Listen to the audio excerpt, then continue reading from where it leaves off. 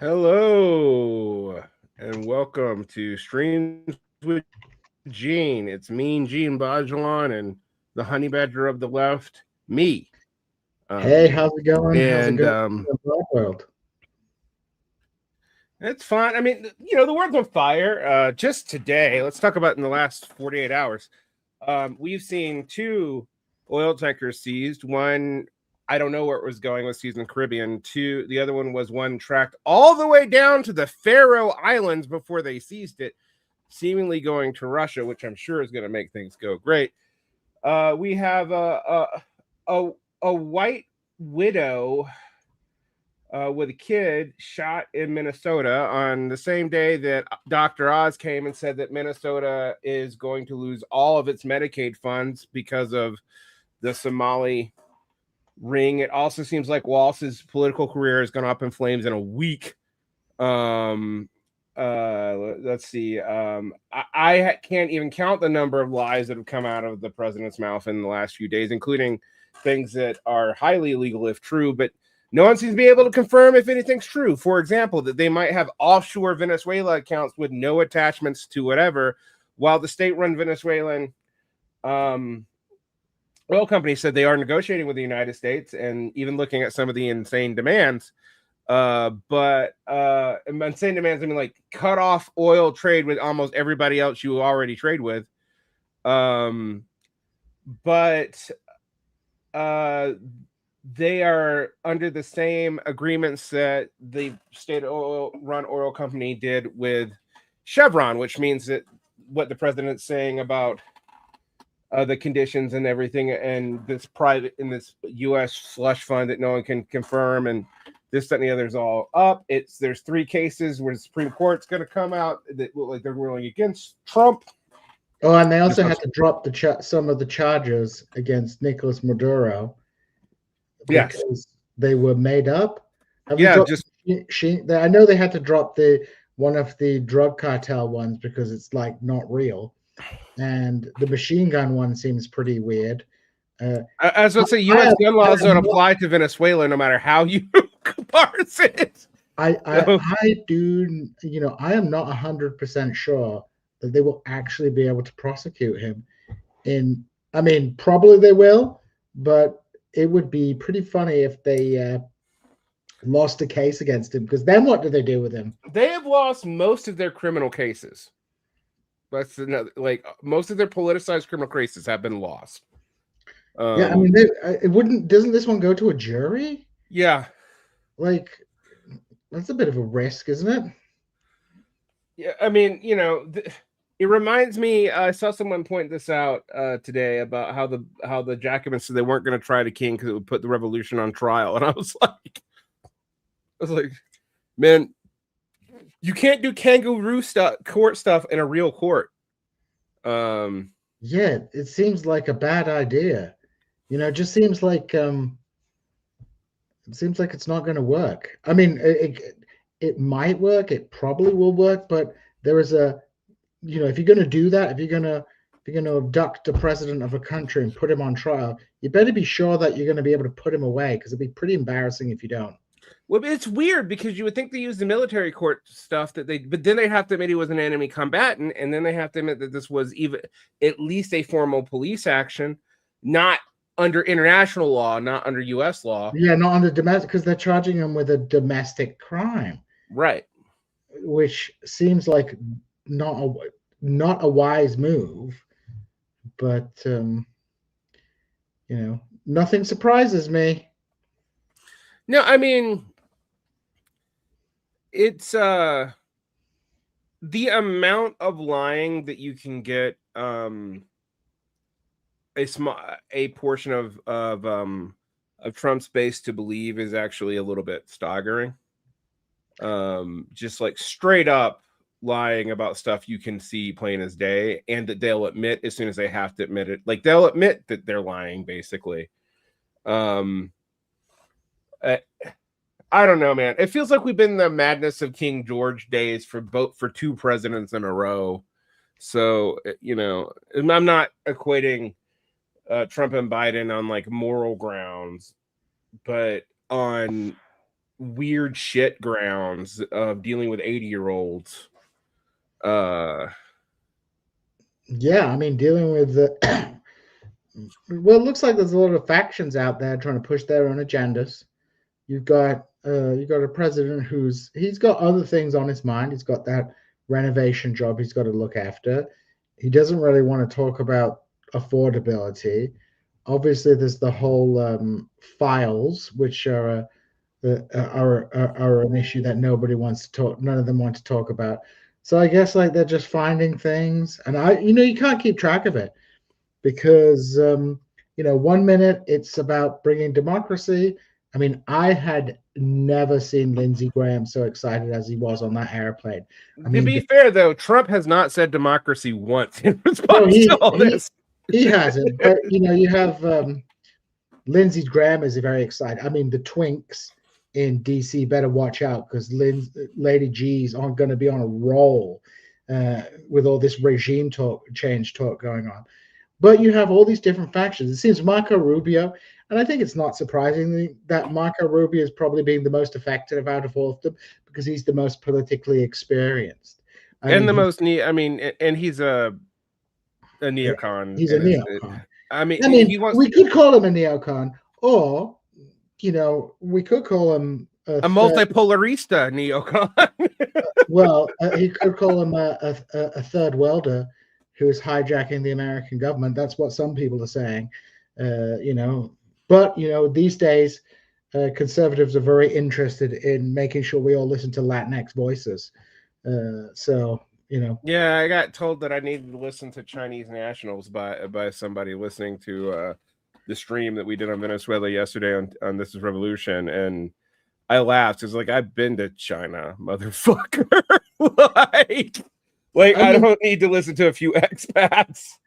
But definitely, you have Rubio there, who's like a seasoned politician. He knows kind of what he's doing. I don't think I don't know what's happened to Tulsi Gabbard. I'm surprised we haven't seen much of her since she's in charge of the intelligence services. Even Pete Hegseth hasn't been as high profile. Looks like Rubio's ahead in the court battle. Because Rubio is the only one with a whole lot of competence, like you've said. I mean, like Hegseth right now seems to be getting under scrutiny for purging non-Christian chaplains, but no one really cares about that because there's so many other things on fire. That's like a Bush 1 era, a George W. Bush first term era sort of scandal. We don't care about that shit anymore. I'm sure liberals complain about it. I personally am like, yay, I don't care. We have Greenland with NATO. Someone's asked me about the economics of all this. It both is and isn't about oil, guys. Assuming that the competent end of the Republican establishment has any say on this achieves a few things. There's a reason why I titled Djene's visit the multipolar Hellworld. And it's not just because I'm talking to Phil Neal on Sunday for a podcast that's going to come out in February. There's no regime change, though the same party is in charge. I mean, it's we don't know. We know that technically Delcy Rodriguez is in charge of the situation. That's not been challenged yet. We also know that while the U.S. seems to be quasi-occupational, they're doing gunboat diplomacy. So, I'd put it this way. I mean, like you say, it's about oil and it's not about oil. So in the sense that people might think, oh, the oil companies are desperate to get in there to extract Venezuela's oil. I don't really think the oil companies in the United States are particularly chomping at the bit to get into Venezuela for a couple of reasons. The oil price is not particularly high, so they're already having problems, making a lot of money off those oils. I don't think their profits are particularly high at the moment. And it's my understanding that the Venezuelan oil is quite difficult to get to. The infrastructure needs to be upgraded. and that's going to be an expensive job. So like the notion that like A couple hundred billion, it seems like. Trump is like acting in the interests of American capital, like he's a puppet of the oil companies, I think is a little bit misleading. If anything, Trump has actually displayed quite a bit of autonomy from capital, as it were, because I'm sure like businesses aren't particularly happy about the attacks on illegal labor. They're not particularly happy about the tariffs. He's doing his own thing. So in kind of that crude sense, the pun, in that crude sense, it's not about oil. But on the other hand, obviously it is about oil because no one would give a damn if there was no oil in Venezuela. So obviously, there's like power politics issues. I mean, it's quite funny to watch them complain, go like, "Well, we can't let them sell the oil to China and Russia when they should sell it to us." It's like, but you were the guys who don't let them sell it to you, right? And from what we know from reporting, Maduro was quite happy to basically sell the gold, the minerals, and the oil to the United States. So there is like a very strong. Trump is getting the deal that he's he getting the offered deal, Maduro. but without Maduro. That seems to be what's happening. So you've got this situation. So there is a kind of ideology, there is a kind of power politics aspect to this. This isn't just like simply about like companies telling the US government to go steal another country's oil in that very simplistic way. But precisely because Trump has this kind of extractive deal making side to him, that does give him a lot more kind of flexibility in the way that he deals with these things, kind of in the same way that Trump is probably better able to deal with the Arab Gulf monarchies and the Israelis because he's like very transactional. Whereas like the Democrats have this kind of whole ideological apparatus of like defending democracy, blah, blah, blah, which kind of hampers them. Or that like within the case of Israel, they're like ideological commitment to Israel, which I don't think Trump has. Trump doesn't have like a commitment to like spreading democracy. I watched The Bulwark because they have that, I forget what his name is. They have the homosexual, and then they have Bill Kristol. Matt and Bill. No, Tim. Tim. Yeah. And Bill Kristol's like talking about like, what about democracy? What about this, that, and the other? I mean, like, if Trump pulls it off, manages to get the Venezuelan oil out, and has keeps the Chavista government in power, but like makes it subservient to it, that's probably going to be infinitely less destructive to whatever nonsense the United States has been doing over the last 20 years with nation building projects, because at the end of the day, that will keep a kind of stability, and then we'll have to watch the poor multipolistas who seem to think that the axis of Iran, Venezuela, and Hezbollah were going to lead to the downfall of the American empire. I want to talk about multipolarity for a second, though, because this is something I hit on all the time because it came up. Someone's like, your sphere of influence. The traditional American sphere of influence is established by the Monroe Doctrine and as talked about by China. Now, I do believe that there's been articles trying to spin this as like, this is a nefarious Chinese plot, which is fucking bullshit. But by China is that the new security arrangement that Trump put out is freaky as it was to Europe, was actually going to reduce tensions between China and the United States. Now, this probably doesn't, because China doesn't want neocolonialism in areas that were providing heavy crude. But here's the thing. China doesn't need a lot of heavy crude. China's main imports needs are food, not energy. But a lot of people don't, seem to want to talk about the main poles of multipolarity, which is America, China, Russia, India. Although this is funny because the poles of multipolarity as established are three plural national states. They're all explicitly plural national states, by the way. And I know that you guys don't like that word, and people pretend, oh, they're national. No, they're not. They're multinationality states, including in the U.S. is also one. Europe as a whole is one. But you have them right by each other, and the only thing keeping those tensions at bay is Trump and the United States. Like, Trump has managed to get Modi, Xi, and Putin in a room in a way that has not happened, and honestly, to get Japan and the Koreas to calm down about China. But I mean, DPRK is a different deal, but they've all pivoted. And when the new Japanese prime minister got a little uppity about China, Trump smacked her down.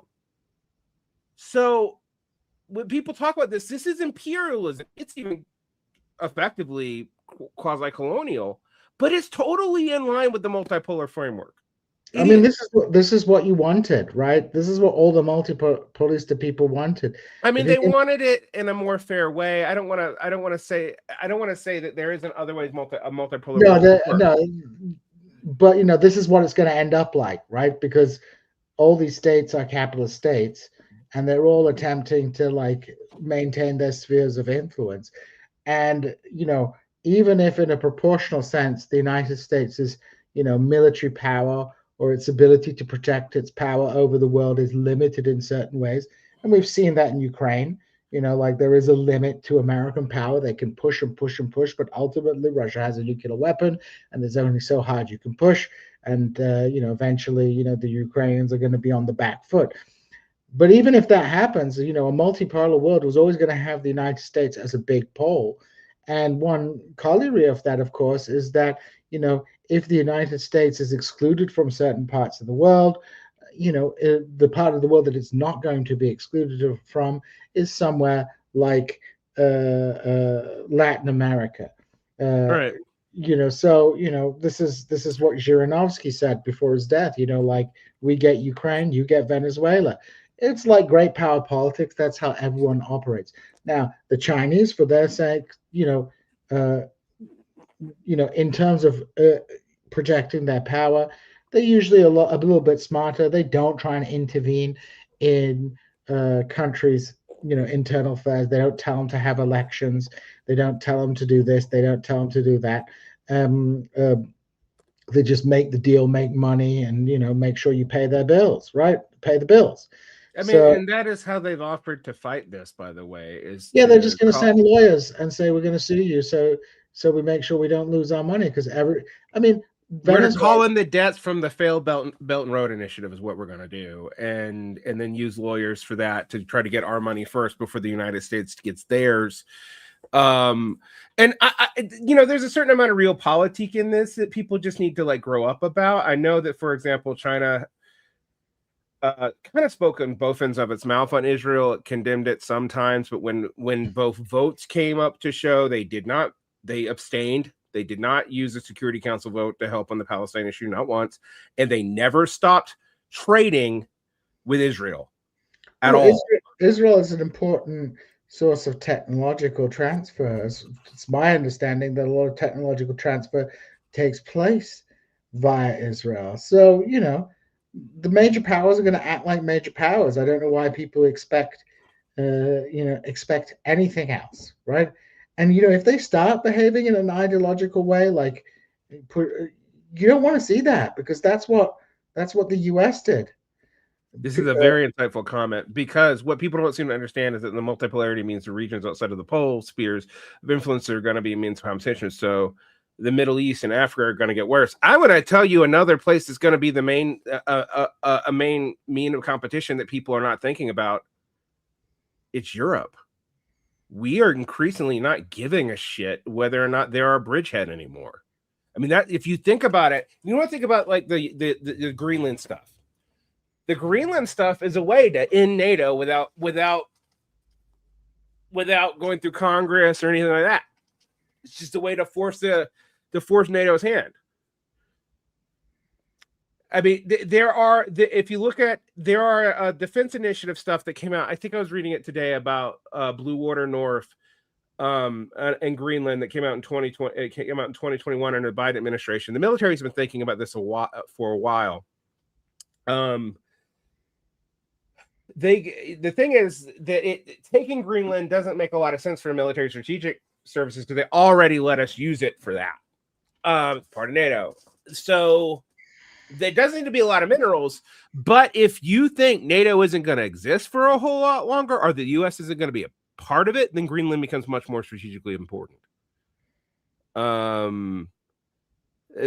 So I mean, if you like think about it in that sense, I'm sure there's other reasons. The thing is, everyone wants a singular reason for why anything is done. That's not how this stuff happens. And I am going to just say, venal stupidity plays a major role in some of this. I mean, I think that's. I mean, I think we should never underestimate stupidity. There's all these factional interests that are pushing.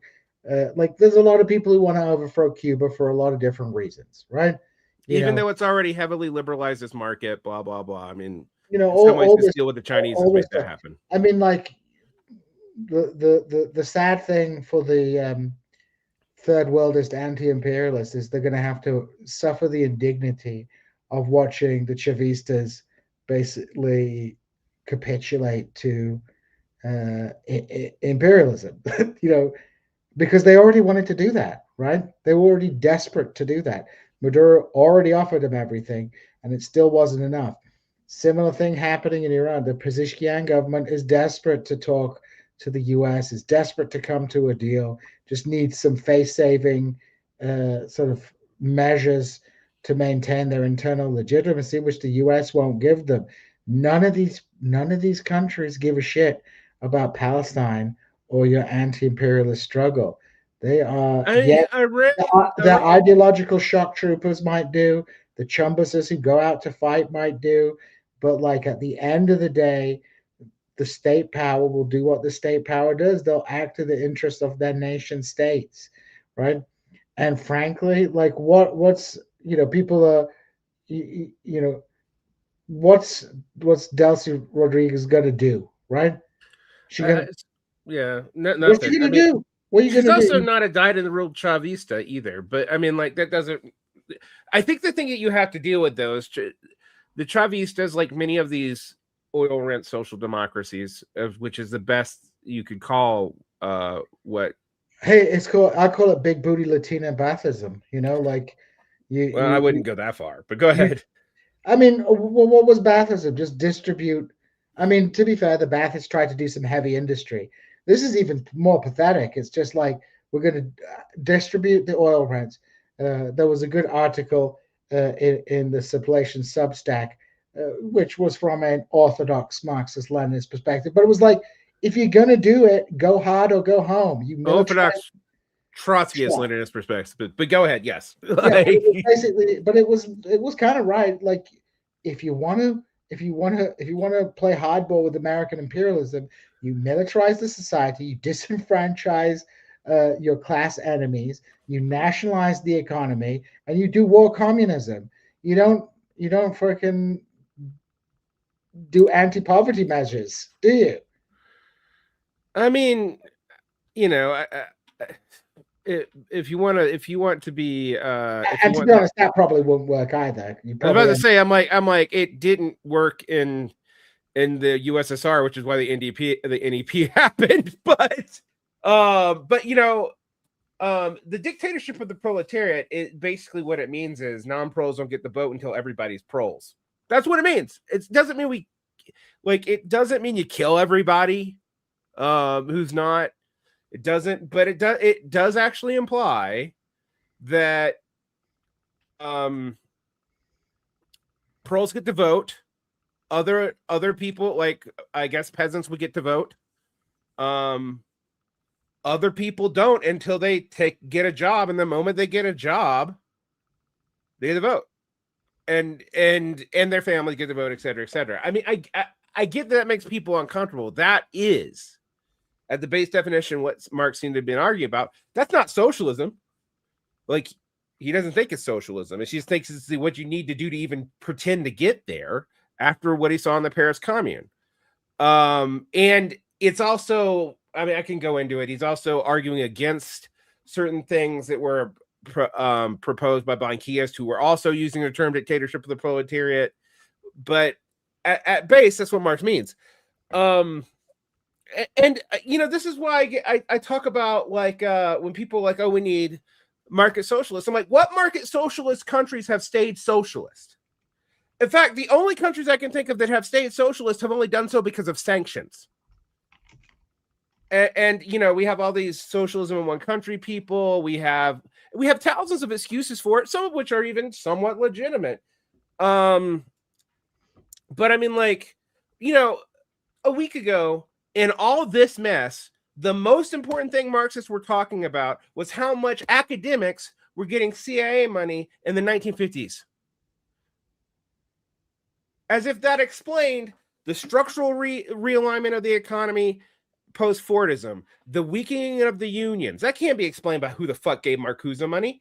And I'm not even saying Gabriel Rockhill thinks it can, but that was what everyone thought what the most important thing to debate was. In fact, it wasn't even about the book. I'm reading the book right now. There's stuff in it that I think is silly. There's stuff in it I think is very brilliant. Actually, I mean, he's changed the way I feel about Marcuse.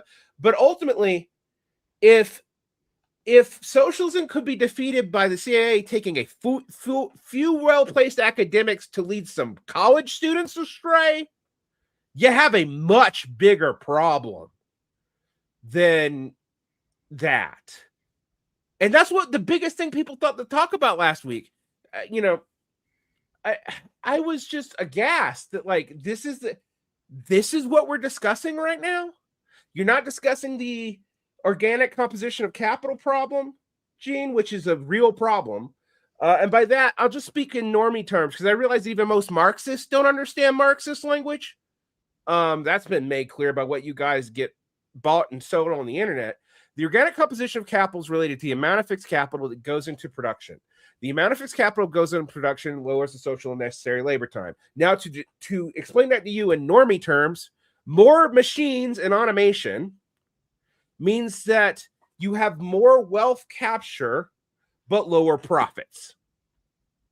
Profits are declining. They are. I mean, people can argue with me about that all day. They're like, oh, no, because you guys are confusing profits and revenues, and they're separate. The reason why there's anything like an argument about monopoly monopoly capitalism or neo-feudalism, which actually weirdly have about the same definition, is that competition on individual commodities drives profits down, and people then want to become rentiers, which requires a more and more active government and requires more and more government involvement to uphold. Now, you go, Varn, that's all very abstract. Why does that matter when we're talking about Venezuela? Who do you think is picking the winners and losers in the economy right now? Why is every bit of economics politicized? Like, why is all the entertainment industries having to kiss the ring? Because they don't make enough money without hyper consolidation for it to make sense.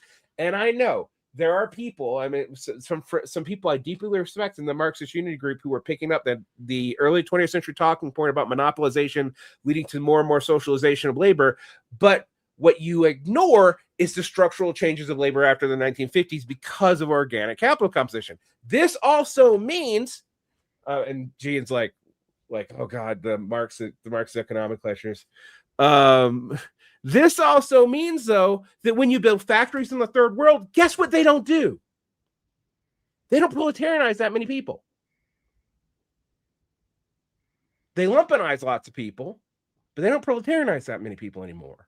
Which is why you have all these people in like hybrid positions all over the world.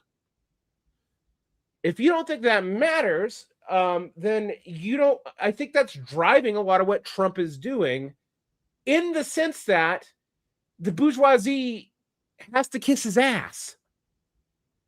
And if you don't understand that that leads to this, and what a bunch of fucking college people were doing in the 50s doesn't have a whole lot to do with it.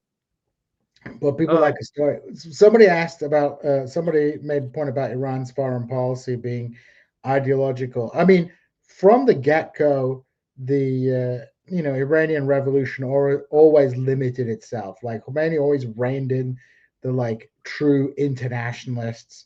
They reined in attempts to destabilize neighboring countries because it was seen as particularly dangerous. But certainly there was an ideological twinge to the Iranian foreign policy, especially during the Iran-Iraq War, especially in the years afterwards. But the regime's exhausted. The ideology is exhausted. The Revolutionary Guard is a business these days. They have access to foreign currency at cheaper rates than regular Iranians, so they can buy up everybody's lands, everybody's properties. Their kids all go to Canada, have a good time and party in Canada. That's one of the slogans people protest, like, we're stuck here and you're in Canada. So they have all, so it is like a whole business now. The whole thing has been bureaucratized. The revolutionary zeal has long gone. Iran's posture, of course, towards Israel Palestine, it's kind of a key ideological, underpinning of the regime. But as a mechanism to maintain legitimacy, I doubt today Iranians are particularly enamored with Palestine question anymore. In 1979, that was very different. You had the pro-Shah regime, and the Shah's kind of open secret relations with the Israelis was a sore point for people. It was kind of symbolic of his subservience to Western imperialism. Now, the Palestine issue, and outside of the regime's hardcore supporters, what, maybe 20% of the population, people are like, fuck Palestinians. Like, we're stuck here suffering. They're sending money off to Hezbollah. They're sending money off to Syria. They're sending off money to Iraq to maintain their militias. Their sons and daughters are all getting money, and we're here fucked and told to give a damn about Palestine. You will not see, more hostility towards Palestinians than from, certain sections of the Iranian community, not just the diaspora, but also people who are in the country, for whom Palestine has become a symbol of the regime that they hate. People react against these kind of things, just as people saw Palestine as a symbol of the Shah's subservience to the United States and Europe, Western imperialism. Now the Palestine issue has become kind of synonymous with the regime, which of course, makes no sense. And a kind of like, if you think 5 minutes about it, but people don't necessarily have the time to think about all that kind of stuff. People are struggling. People are having a hard time. The economy is terrible. Sanctions are making it worse.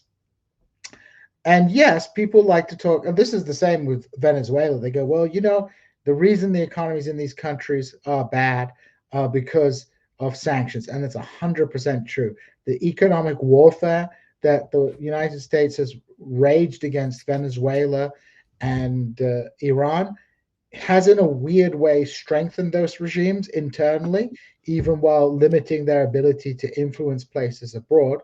Because at the end of the day, when you have a sanctions regime, it empowers the state. Who are the people who control the smuggling network? Who are the people who control the only channels to bring in economic resources to countries? It's the regime people. But for the regular people, it becomes like a terrible experience. And when your country loses the war, for whatever reason they lose that war, when your government loses a war, it generally becomes unpopular. So people can say all the reasons in the world for why a particular regime is losing economic warfare with the United States, but that's not going to matter that much to people on the ground who are going to blame their government for losing the war in the first place, right? As Russia continues to push against the Ukraine, Zelensky's popularity begins to slump and begins to decline. Whatever the rights and wrongs of a particular conflict, you're going to end up with this kind of like situation where people will turn on their government. Now, in the case of Venezuela, at the end of the day, the notion that the opposition, what did they say, 80% of the vote, absolute, like, just unbelievable nonsense, right? Like, if the opposition had 80% of the vote in Venezuela, they would have been able to like ship that lady in, and she'd be like queen of the country right now. But I doubt that the Venezuelan government has anything like the support it did under Hugo Chavez when the economy was relatively good and anti-poverty measures were going in. Like, what is it like? Everybody likes to talk about Venezuelan exiles and what you have like 500,000 Venezuelan exile scumbags in Florida, but there's like what 2 million, 3 million in Colombia, like just poor people Yeah, who just and a lot of them are also of the like Chavez, really skeptical about where things are now variety. If they're in Colombia in particular, um, you know, there's a lot of discussions here about a lot of different things, and I want to address some of it. One, managerial class is not a class by Marxist definition of class; it's a social category. It does not have a distinct realm in the realm of production. You might even say it's like an upwardly lumping class because it tends to be in two different areas. When most people talk about managers, though, and you mention academics, that's not most management on the planet. And taking the attitudes of academics or even the HR department is not the attitudes of management. In fact, you should really look at the attitudes of the fire parts of the PMC, if you want to call that a clear class. But people who throw that word around get it from cultural studies people who like to appropriate Marxism to sound cool to get back at their other academic friends. I'm just going to tell you, most of the people who talk about this are academics. Is like, oh, when the academics talk about class, academics have never talked about class all that much. The exception is actually in the fucking 60s. After the time period that we're talking about, for a brief period in the upper Midwest. And these were not from Marxists. These were from Marxian sociologists. Marxists, by and large, had not been academics in the sense that they taught cultural theory and whatnot until the 1960s, with the exception of a bunch of people who were brought in from Europe from formal Marxist institutions, hence the Frankfurt School. One of the things I find really interesting about that, though, is the Frankfurt School was never particularly connected to Western Marxism in the time periods talked about. But the time periods talked about just happened to overlap with the Sino-Soviet split and with the various sects in America fighting each other, and in Latin America, sometimes even killing each other over relations to that. Furthermore, and this is just because a lot of you don't seem to know that much communist history, this was a time period also where the Communist Party of France and the Communist Party of Italy were sometimes tailing the Socialist Party on issues because the Khrushchevian and post-Khrushchevian governments were pushing that out, which led to a lot of radicalization of younger people who had just entered university from things like the GI Bill and the regearing of the economy, because these were children of proletarians in a way that academics are not today. And they were responding to the policy failures and liberalism of the official communist parties. They were tailing the Mitterrand government in the 80s. They were, I mean, like, you can read Baudrillard on this. Baudrillard, I think, theoretically is a disaster, but he's very honest about how he ended up where it was. And it wasn't even about theory initially. It was about the failure of the French Communist Party. Similarly, if those of you get your ideas from Domenico Loserto, that's an internal debate to the splits of the Italian Communist Party, because so many of them ended up appropriating all this liberal shit in Eurocommunism. Why did they do that, though? It wasn't because the academics were there first. It was because the parties failed. Part of the reason why they failed is they had no idea how to pivot during the Sino-Soviet split, when I will remind you that China was supporting the United States. Now, if you don't think that matters today, a lot of this is precursors for these things that happened in the 70s, where you have a lot of where you have this shift of anti-imperialism being seen primarily as a secular force to a religious force that Djene's talking about today. And whose fault is that? And who did they kill, by the way? Like, well, how many communists did the Islamic Revolution kill? Amongst tens of thousands. But I mean, like today, a lot of old narratives are being dredged up. I've noticed a couple of people beginning to resurrect the whole nonsense about how the Islamic Revolution and Khomeini's return to Iran was really a Zionist British plot. And this, of course, is being forwarded on Saudi backed TV channels. This kind of nonsense. It's On probably real, getting US money too. yeah, who even knows? Who even knows?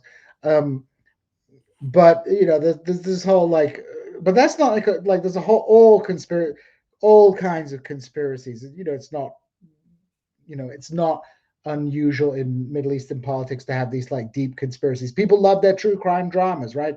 People want to believe that there's like a big deep conspiracy behind like the Charlie Kirk murder, right?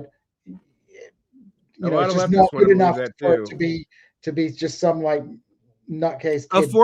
former libertarian who became a liberal because of a relationship with a roommate who started to transition, and I don't even know what pronouns to call that person Yeah, because it's very but it's like people want a deeper story, and the same is with Iran. But the simple explanation is in 1979, political Islam really hadn't shown itself to be like the potent political force that it is today. People constantly underestimated the Islamist political movement in Iran. The Savak, the intelligence service of the Shah, they were focused on infiltrating the communists. Those were who they saw as the big threat. So when the revolution came, one of the only kind of networks of political action that remained standing and unfragmented were the religious networks that traversed across the boundaries to Najaf and Karbala, to the religious networks, etc., etc. Similar thing happened in Iraq, actually. If people remember, there was all this nonsense about the Iraqi National Congress. They're going to bring Ahmed Chalabi back and stick his ass in power and all that kind of stuff. Who ended up being the big political winners on the ground?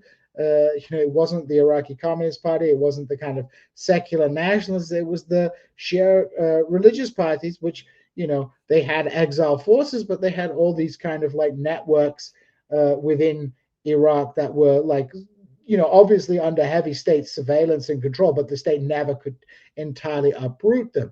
So religion emerged after 79. It was only after 79 people realized like what a kind of potential force religion could come. Somebody's been asking me about what's happening with the PKK. Okay, just so for people know, there's a district in Aleppo which was controlled by Kurdish forces. It's been sealed off and attacked by government forces, or what passes for the forces of the Al Qaeda government in Iraq. A lot of information, like misinformation stuff, is coming out. I've only really been watching stuff on Rudao and on like the Turkish channels. From what I can tell, what's going on, it seems that this attack happened just after the Turkish intelligence minister, foreign minister, the former intelligence minister, went to Aleppo. They're trying. There's been statements from various Turkish ministries that they want PKK forces to disarm in not only in Turkey but in Iraq. In not only in Iraq and Turkey but also in Syria. I suspect what's happening here is they're kind of trying to tighten the noose while everyone's distracted with Venezuela. What will happen in the long term, I don't know. Trump's guy that he sent out there, Tom Barrett, of Epstein file fame, is like totally enamored with centralization in Syria. Interestingly enough, though, this attack comes after, just like I think 2-3 days ago, they were talking about, progress was being made on the integration of Kurdish forces into the new Syrian government. But it's a real pickle at the moment. I don't, like what's Turkey doing? What is Israel doing? Israel's been bombing Lebanon today. What's Al Qaeda doing? And it's super wild to think about this. Like there is an Al Qaeda government in in Damascus, and it's negotiating with the Israelis. So much for ideology, I suppose. Everybody's. I mean, there is something to political realism. I want to respond to something about conspiracy. I've never said conspiracies don't happen. I said that they don't explain that much. Conspiracism to me is something that people turn to when they they want to maintain some sense of voluntarism but don't have enough power to do anything about it. So they project that power onto individuals and individual actions. There are conspiracies all the fucking time. They don't explain history that much, and it is actually deeply anti-Marxist to think they do. If the conspiracies can get pulled off, it's actually an indication of other conditions on the ground, which is my point about Rockhill. I don't think Rockhill's making up stuff. I'm actually convinced by his stuff about Marcuse and the parts of the Frankfurt School that exist after the 1950s. Although I think he does a lot of hand waving about how much the Monthly Review actually promoted those people at the time, and why the Monthly Review's founders were also in the same organizations. He's just like dialectical for thee, but not for these other people.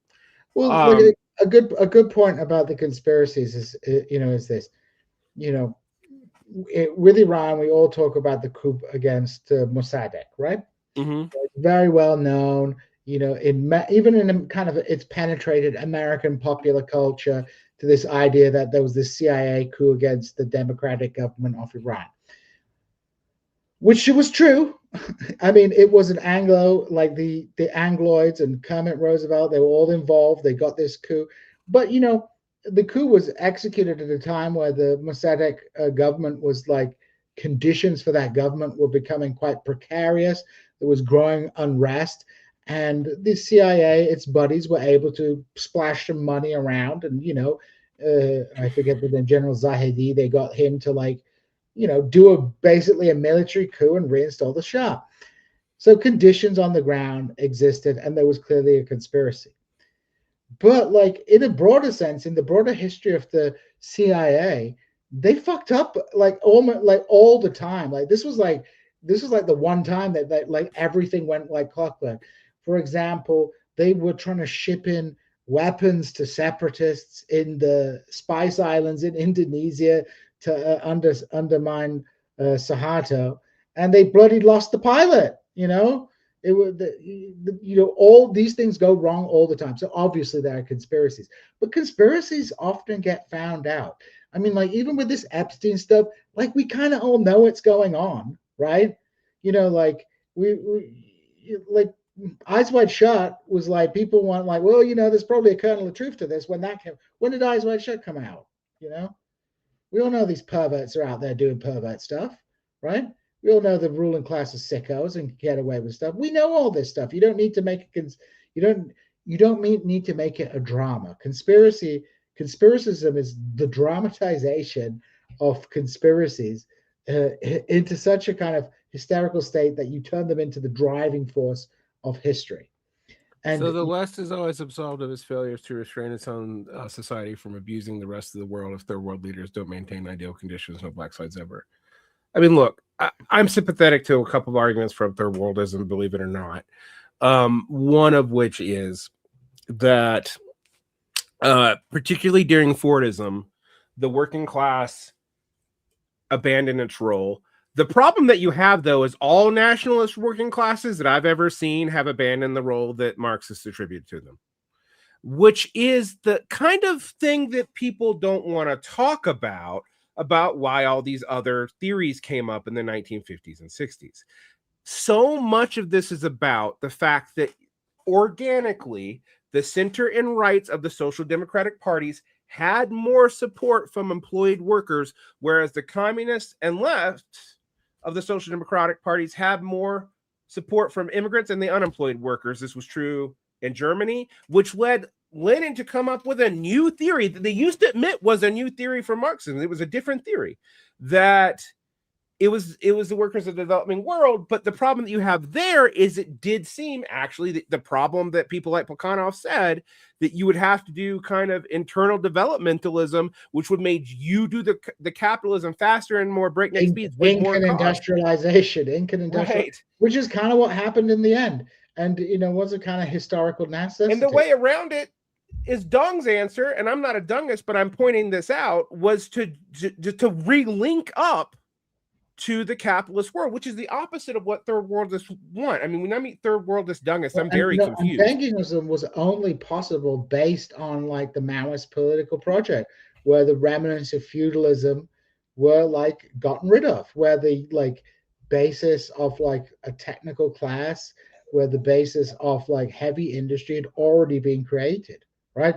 Like, as a developmental, like from a third world perspective, if you're like looking long term and you're a third world country and you want to develop, going through like hardcore Stalinism is way better than trying to do it through like whatever the shit that like trying to do it through capitalist development. You have to beat the country into modernity. You have to smash the peasantry. It's not going to look nice, right? Marx did not have much time for those peasants, right? I mean, he did in certain places and not others. I mean, that is weird, but you have to deal with the peasantry. You can do it two ways. You can do it the Mao way or the Stalin way, and they are very different ways, actually. The Mao way is to proletarianize them, to entice them into industrial labor, and it didn't really work in terms of production, but it did work in terms of legitimacy. And the Stalin way was to kill the rich ones and make it seem like you had an internal civil war going on, at the same time that you started purging ideological elements in your own party. Wait, what's this? It's about being different between colonizer and colonized nations. So we're going to fascism now, huh? Like that's some fucking Mussolini stuff, isn't it? Proletarian nations versus non-proletarian nations. Yeah, proletarian nations versus bourgeois nations. The proletarian has no country, right? Learn it. I mean, all these countries are exploited by their own ruling classes who link up with the international capital. The colonizer isn't an ethnicity. Nationality isn't a race. Race comes from out of nationality, though, explicitly, dude. But colonizer isn't an ethnicity. But then when you talk about colonizer nations, you are making it about an ethnicity because nation is an ethnic group. Nation is not a government by itself. That's a nation state. Nation and ethnicity and race are all kind of interchangeable depending on particular context, right? An ethnic nation is a nation that is imagined in a more organic fashion, that there are kind of bonds of, let's say, common heritage and things like that. And then, you have more nations that are more built around, let's say, sets of political values or shared history, where there is no pretense to a shared organic ethnic origin to it. Both these concepts are modern concepts, right? I really reject the colonizer. Also, the settler colonial states and China and India and Russia are plural national states. What is U.S. ethnicity? Well, the United States, there is a nationality of America, but like there is an open recognition of a multi-ethnicity of it. China, for example, the Han Chinese are often conceptualized as an ethnic community, but in reality, the Han Chinese community was, historically constructed over a long period from multiple groups. Look at India. Is Indian an ethnicity? In the United States, if you say I'm of Indian ethnicity, that makes sense. If you go to India and say I'm of Indian ethnicity, well, people will be like, well, people don't even speak languages from the same linguistic group. These concepts are all modern and malleable. Humanity. I mean, if you want to talk about the attempt of a synthetic ethnicity in America, it was whiteness, like legitimately. But whiteness was an explicit pan-ethnic project. It was a pan-ethnic settler project, because we all hated each other before we hated brown people. Yeah, civic nations. I mean, all nations have civic incarnations, right? Some people I'm like half North African anyway, but go ahead. Like liberals like to think of the American project as being like a civic project based around like shared values and that we're all immigrants. And then you have like a whole bunch of people these days who are talking about heritage Americans, right? Of which they almost certainly aren't. They're usually not. They're usually not. But that's also pretty common of nationalism. The whole thesis about the frontier people are the most nationalist one. Erich Jan Zürcher wrote this about Turkish nationalism, that all the early Turkish nationalists ended up coming from places like Russia and the Balkans rather than from inner Anatolia. Yeah, I'm going to agree. I mean, I'm not disagreeing with this person who's like colonizer states are endowed by an equal exchange, but there's unequal exchange within colonizer states. Even world systems theory people admitted this. I mean, you have internal colonialism then, like you can look, you can look at countries having centers and peripheries as well, right? So I just don't think this is a particularly salient. I mean, there's some value to it, obviously, talking about the hierarchy of, how different communities are organized in the hierarchy of like politics and production in the world. But, like, what does it, get us? Like, everyone's oppressed by someone, right? I wouldn't even go that far. I'm just like, if you want to make colonization the primary contradiction, you actually didn't start the contradiction back with the invention of states, period. Which I think Mao knew. There is a way in which Mao was like had a lot of anarchist streaks in him, even though he also get really annoyed with Chinese anarchists. But part of that was because the proletarian base of the Communist Party was massacred by the Kuomintang, and the peasant base wasn't. And so they had to kind of, they had to deal with what they had. I'm not unsympathetic to this idea that the settler colonials have an explicit relationship to the states that it didn't exist. However, most of the colonized nations were also created from colonizers, if you're talking about Latin America. And the national groupings in the Middle East and in Africa were kind of created by Europeans. So not only that, but like within any like state, even states that survived European colonialism or managed to, you have center periphery relationships, right? All nation states in the developing world had to go through processes of state and national consolidation. That's why we talk about nation building, right?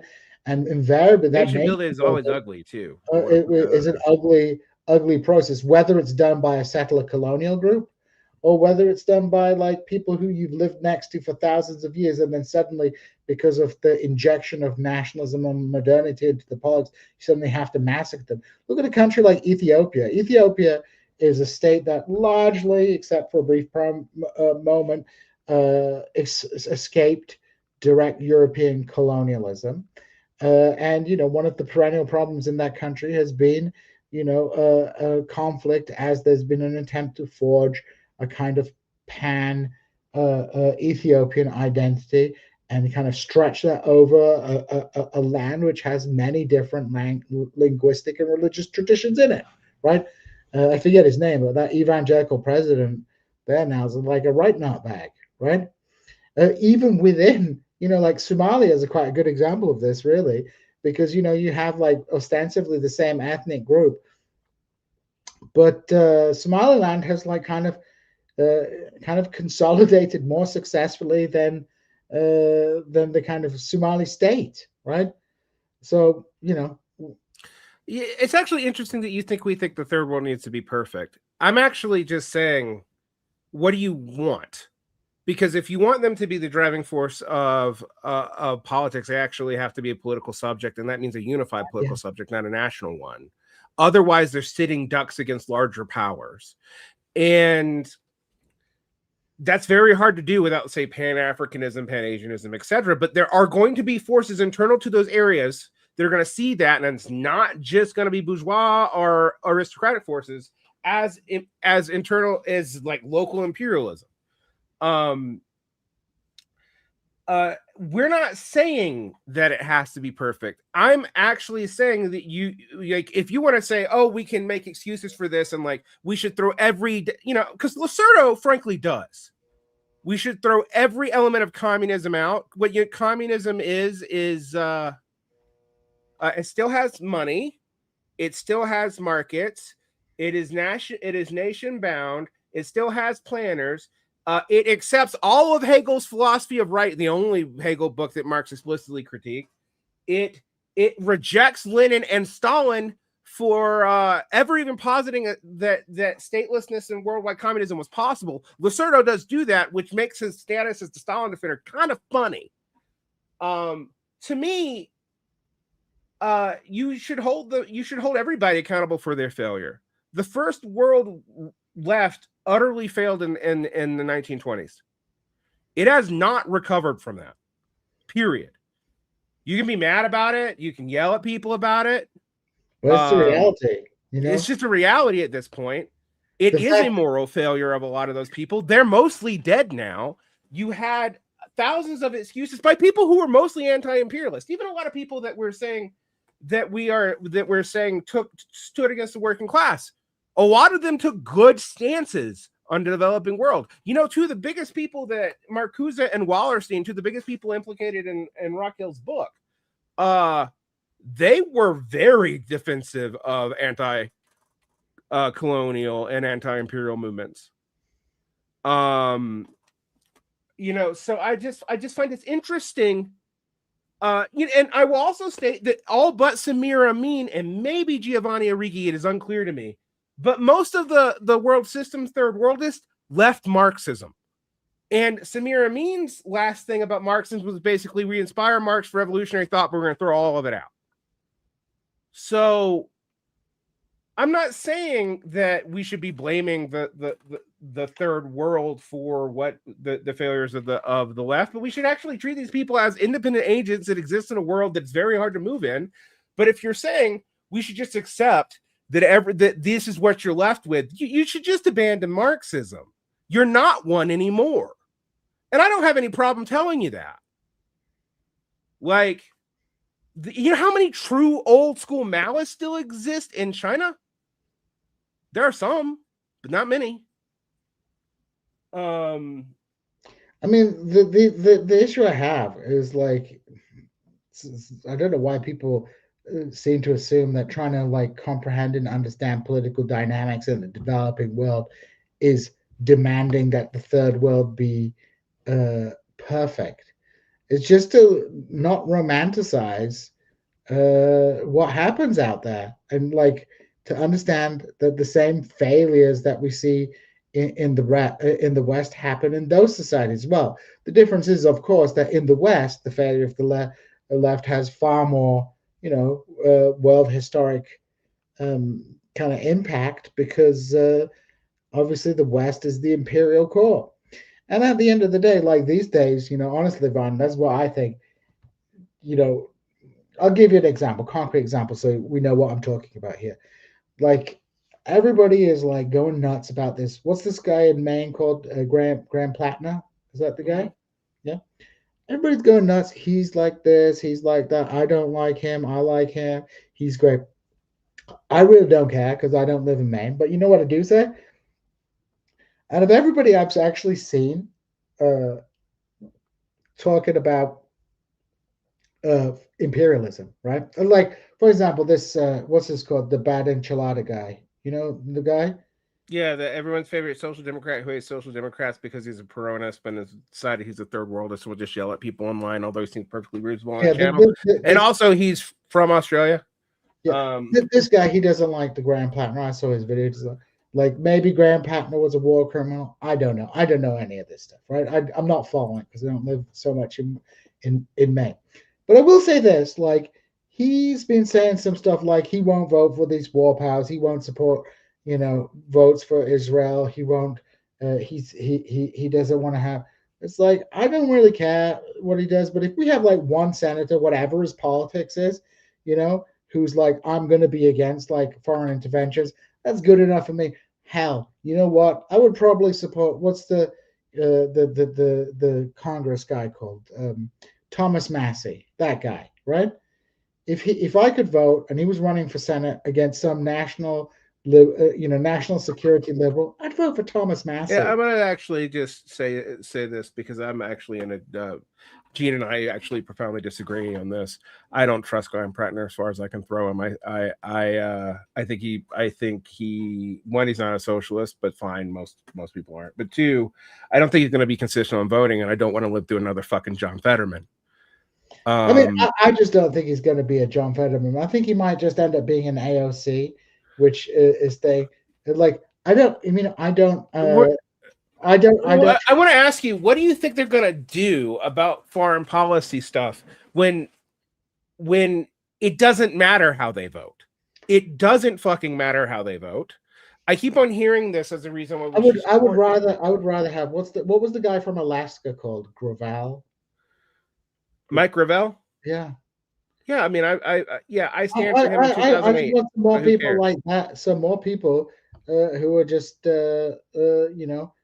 gonna be like critical of empire, and I don't really care about their ideology. To be honest, I mean the Anti-Imperialist League was like full of racists and socialists, right? Like, so maybe Graham Pattner is good, maybe he's not. Like, but I'm just really not interested in like whether he's Can I gonna. be honest with you, Gene? Though, why do we fucking talk about this? Because we're not in Maine. It No, doesn't matter what we think about it, except but that they're trying to get us to give I'm some not Bernie gonna candidate money. I'm not going to give any money to anybody. I'm just making the point.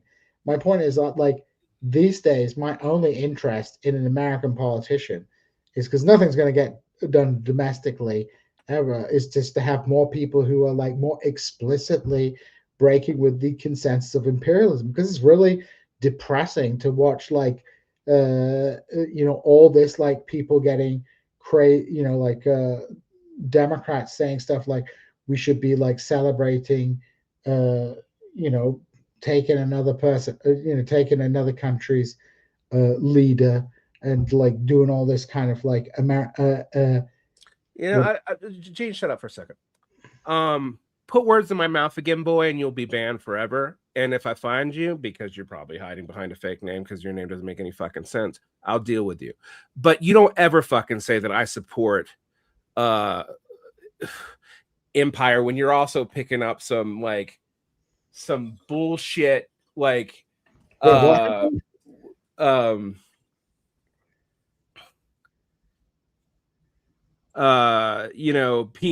from the same people that really will make. You were writing shit about how like Trump was going to help the developing world and stuff.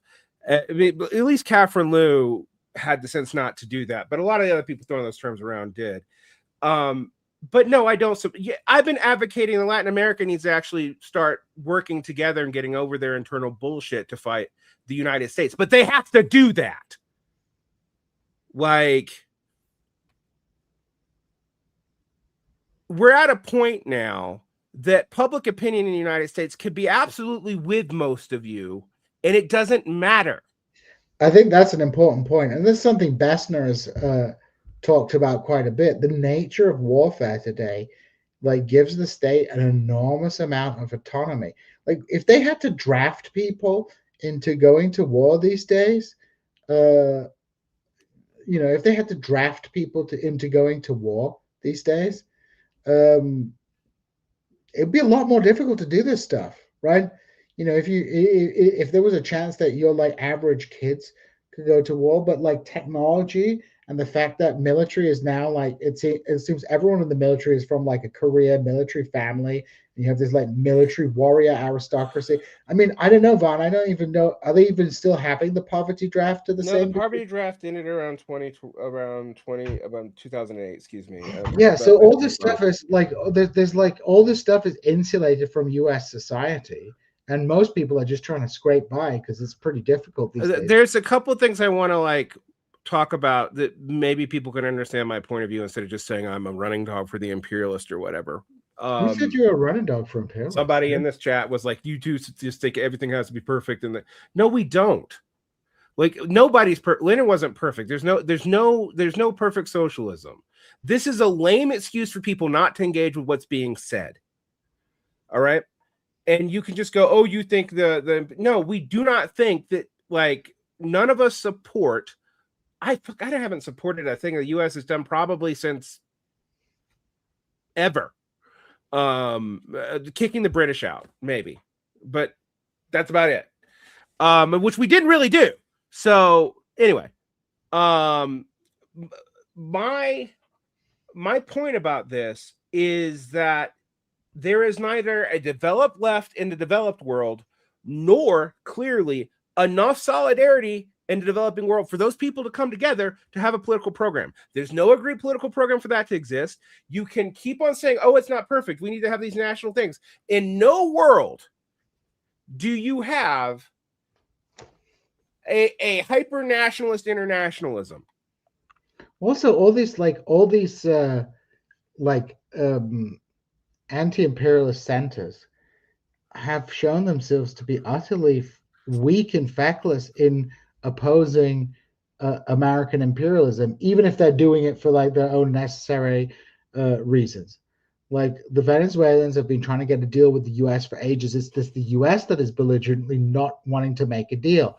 Iran, it's got some punch in it. They were able to, they were able to inflict some damage on Israel, but they too have suffered beating after beating. And one of the problems they're having internally with legitimacy is the beatings they're taking abroad is undermining the fear of the people of that regime.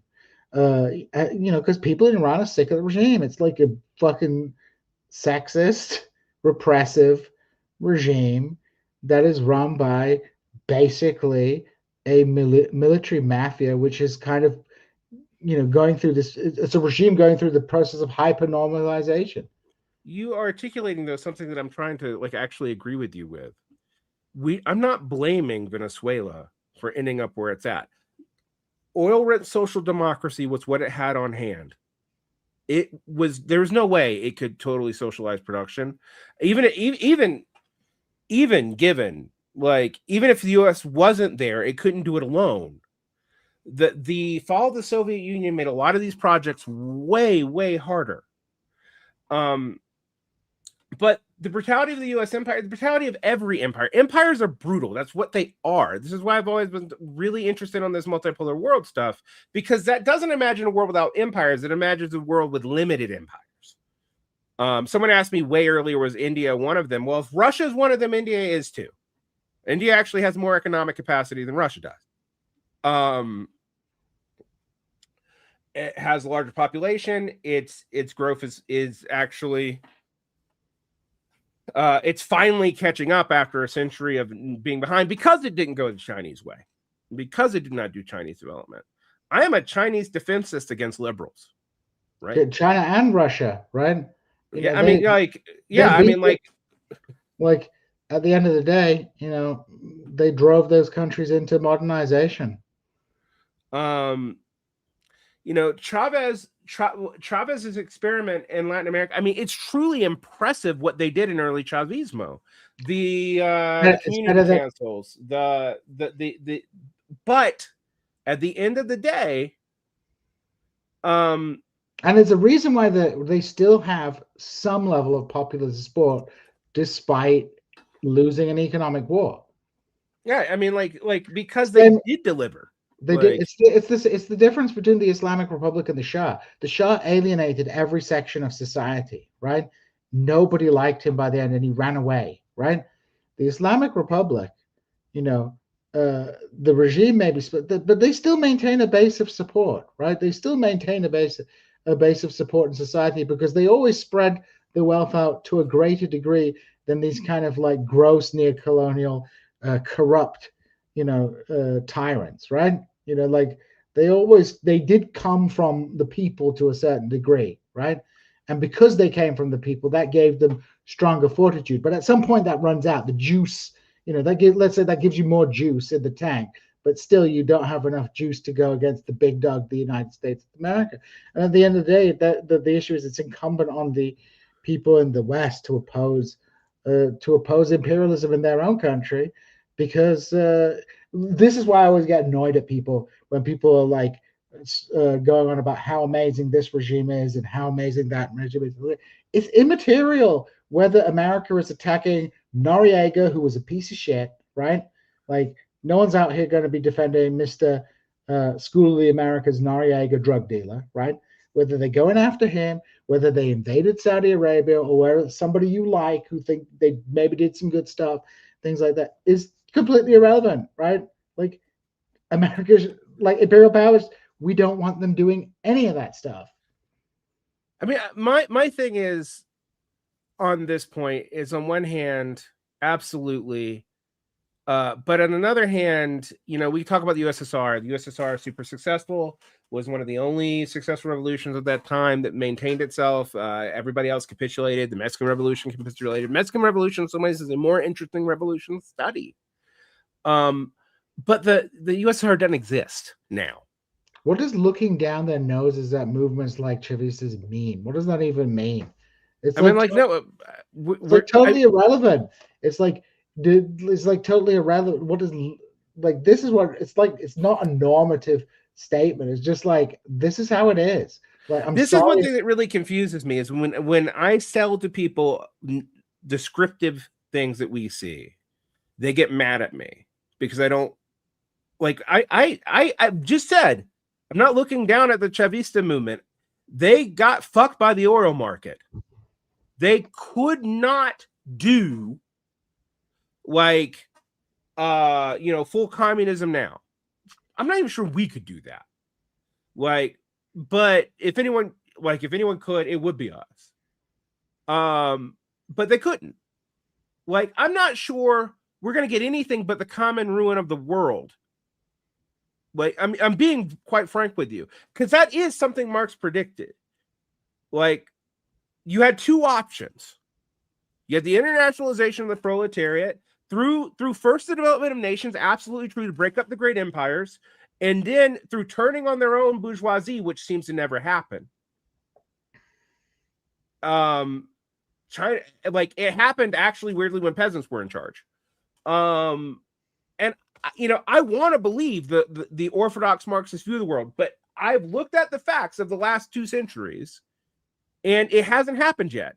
I can hope that it happens in the future. This is why I'm a China defenses, because there are people in the Chinese government who I believe are sincere socialists. But when I say anything about, like, China's development or why it doesn't support Palestine or this, that, and the other, people are like, oh, you're looking down your noses at them, or it's historical nihilism. I think it's historical nihilism to lie to yourself about why you lost. Like, this is not, like, I totally believe the left have to cut with the Democratic Party. In fact, I would go further than that. People are like, oh, why are you in the DSA? I'm in the DSA only so I can vote for it to leave. And if it doesn't within a certain time frame, pretty quickly, I might add, I'm going to leave. But I don't blame any of these guys. Like, I'm not making a moral statement about Maduro. I'm not making a moral statement about Chavez. I think Chavez was incredibly innovative, but, like, and he had to keep the military on board. And unlike Allende, he did. But later on, that causes a problem, because, I mean, I'm not going to be surprised if we find out there's a good portion of the Venezuelan military who were in on this, because the death toll is lower than it should be otherwise. I mean, I think we've heard between 80 and 100 dead, which I'm still not sure I believe. The Trump government said much lower than that, but then Cuba said 32. Like you won't hear me slagging off on, like, oh, Maduro's a bad person. He's not, like, it's just not relevant. Like, I mean, I sometimes think you guys would have yelled at anybody who told you stuff you didn't like. Because the other thing, you guys, what is the American left going to do? If the American left did anything right now, what would happen to, like, the real left, not just in the DSA? You have 90,000 people in the DSA. They went out and tried to do something right now. What would happen to them? Like, really they try to not even form a third party. They try to actually have a maximalist communist program. What would happen? What would happen? I mean, seriously, what would happen? 90,000 people in a country of 330 million. I pissed the DSA off by saying, hey, look, even though it's an AstroTurf group, even though it's fake as fuck, and it's not a dudes-driven group and blah, blah, blah, you're smaller than Moms for Liberty, which is basically a sex cult. Man, I need to join Moms for Liberty. Get me some of that MILF action. No, but like it's the like Maduro out like all world leaders are like probably terrible people, right? Maduro's not even like in top 5 of those terrible people. Like look at all the like forget about Western leaders. Like look at like US ally leaders. You got MBS, like way worse than Maduro, right? Maduro had some aura to him. He was kind of like a low energy. It was a little bit low energy. Like getting nabbed like that was super low energy, super embarrassing. I Probably mean, Millier, one of the most embarrassing people, like, look at that guy. Millet is way worse, right? Like like, he's going to drive his country into debt. Like, people want to be top 5 worst leaders of the last 5 U.S. presidents. I mean, per capita though, I'm putting MBS up there, man. Like he's a nutter, right?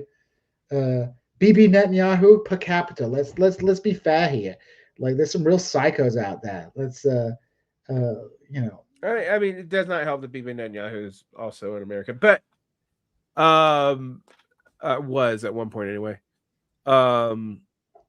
And no, I mean, no, look, American presidents are usually like they're milquetoast psychopaths, are in the case of the Republican showmen like Reagan and Trump, not milquetoast psychopaths. It's kind of a requirement for the job. George Bush is still like for numbers, he's still number 1 of this century. Yeah. Number 1 by a long way, right? How many millions dead are George Bush's fault? I mean, like, I think it's pretty fair to put all, like, not just during his tenure, but like everybody in Iraq, right? And everybody in Afghanistan from those occupations on. At the end of the day, let's just say he gets 1 murder for everyone who died under his in his tenure, and then he gets half the murder for everybody who was like killed after he left office. Because at the end of the day, we wouldn't be there if it wasn't for him, right? He's definitely number 1. I mean, even with the sanctions that the U.S. put on Saddam Hussein, and people are gonna fucking hate me saying this, but it's kind of true. Like some of the worst excesses of those sanctions were like because Saddam was putting the screws on his people. And how do I know this? Because we have a perfect scientific test for this. Because Iraqi Kurdistan was not under Saddam's control, but was still under U.S. sanctions. The UN gave Iraqi Kurdistan like 17.5% of the oil for food money, and malnutrition went down. Saddam used food aid because sanctions are fundamentally the worst thing that can happen to a people. Because yes, you stop the country attacking overseas, you weaken their capacity to threaten their neighbors, but you strengthen the regime internally. Like this is why the like, if people want to see a better Iran in the future with like a better government that's more responsive to the people's needs, sanctions is not going to allow that to happen. And sanctions did exactly what they were supposed to do, which was what the Americans wanted. Was they didn't want a fucking mess in Iraq, so they kind of bolstered Saddam with these sanctions. He fucking starved his people. I wouldn't say starved his people, but he used food aid as a political tool to consolidate power, and fucking everyone was happy from that. And it was only George. How many people? How many died because of George W. Bush? I mean, I say this because I agree with you that like Biden's just complete capitulation to Bibi is a moral nightmare. But unfortunately, I think there's literally not enough Palestinians in the Levant to because like think about the war on terror, like because you had Afghanistan, you had Iraq. What else? What else did Bush do? They were renditioning people. They were doing all these bombings in Pakistan. It was like a bloodbath. Like, I guess like we're getting old now because the younglings don't remember remember it at all. They don't remember how like bloody it was. I think like they have less understanding of the Iraq War than I had of the Vietnam War. Part of that's because boomers wouldn't shut the fuck up about it. But like seriously, it's when I talk to kids, but those of you don't know, I'm a teacher. It's they don't know anything. I mean, like like I think our society. I mean, for those of you who are the third worldist sympathizers, I think our society is one of the most decadent that has existed in a long, long time. Maybe, I mean, I will admit the UK is giving us a run for the money, but they're small and don't matter now. So, sorry, Gene, but but like we are not. I mean, like I am not a flags and patriot socialist here. I've cut ties for anti-immigration statuses with other socialists because that's becoming fucking common. Jingoist socialism is coming back like a vengeance. What's the jingoist socialism? MAGA socialism, some other things we're not going to mention because I don't want to bring them up, but you know who you are. Honestly, we not even have to get MAGA socialism. I mean, Bernie Sanders pretending that Biden had a more liberal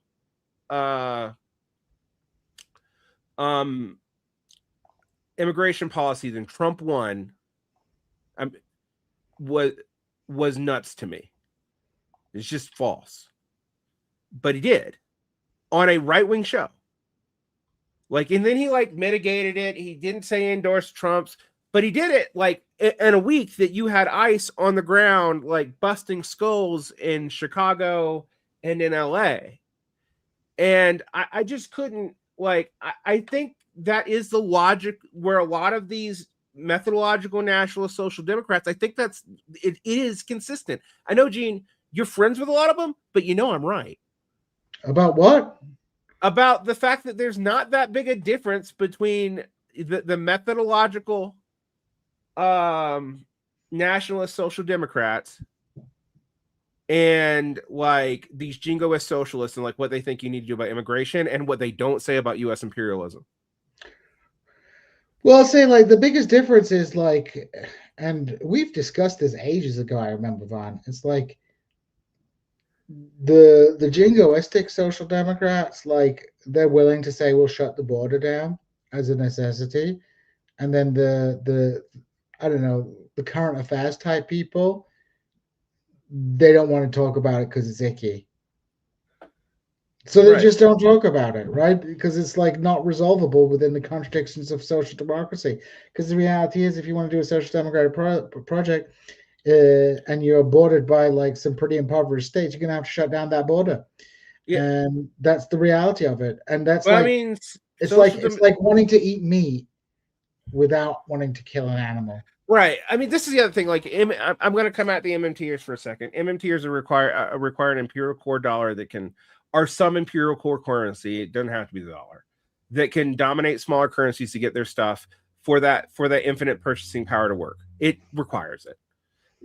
There are people trying to think a way out of it. There are Fidel Katoub, I believe. But for the most part, it's implied. And it doesn't surprise me that a lot of them become nationalist. It doesn't surprise me that a lot of them end up writing for Compact Magazine and not just for the money. Hey, I write for Compact Magazine. I know, Gene. Give me shit. But they asked me to, so I said yes. And yes, I understand that. But it doesn't surprise me a lot of things. But I got no problem throwing shade. I am just saying that and a lot of these people end up hating the wokes and the anti-imperialists and the Maoists as much as any right-winger does.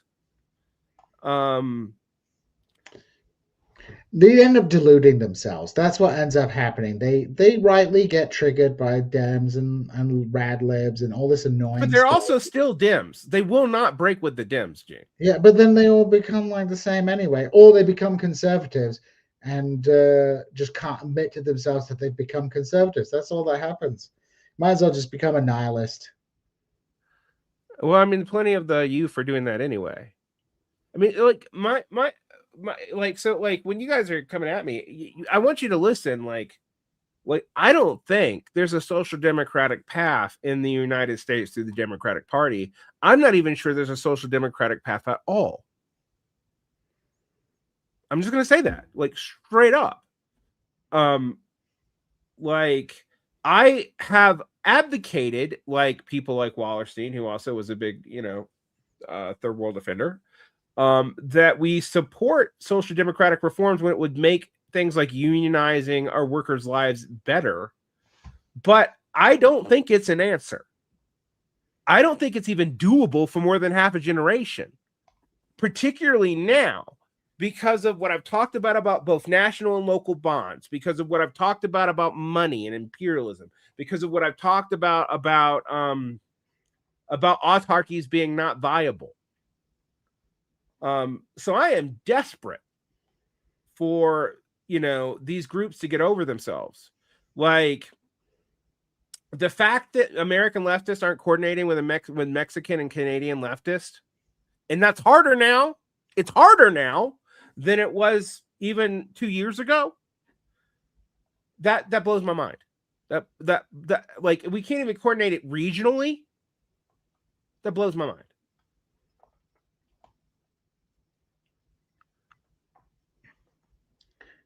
Hardcore DSA. What a contradiction. Hardcore. I mean, maybe all 90,000 DSA members or however many they are should just like move. I don't know. I mean, like, look, there's move to the Ozarks and start there's war. there's well, here's the thing is there's 3 very relatively large Marxist-Leninist caucuses now in the DSA. I don't even know I don't understand that, frankly, but there are. There's like every damn trot group except for the RCP. And by the way, can people pick another name than the Revolutionary Communist Party? Because there's like 100 of them. Confusing. They have one in England, and it's like they have 3 in England, 2 of which are trots, I think. It's so lame. It's so because the IMT is now the RCI, which has a bunch of RCPs. But they're also in caucuses in the DSA. I mean, like, the Maoists are now, ironically, the Dungists, who share a lot of politics with the DSA, are not in the DSA, and the more hardcore old school Maoists have caucuses in the DSA. I mean, like, I'm in the DSA to vote against electoralism, and I'm probably going to lose.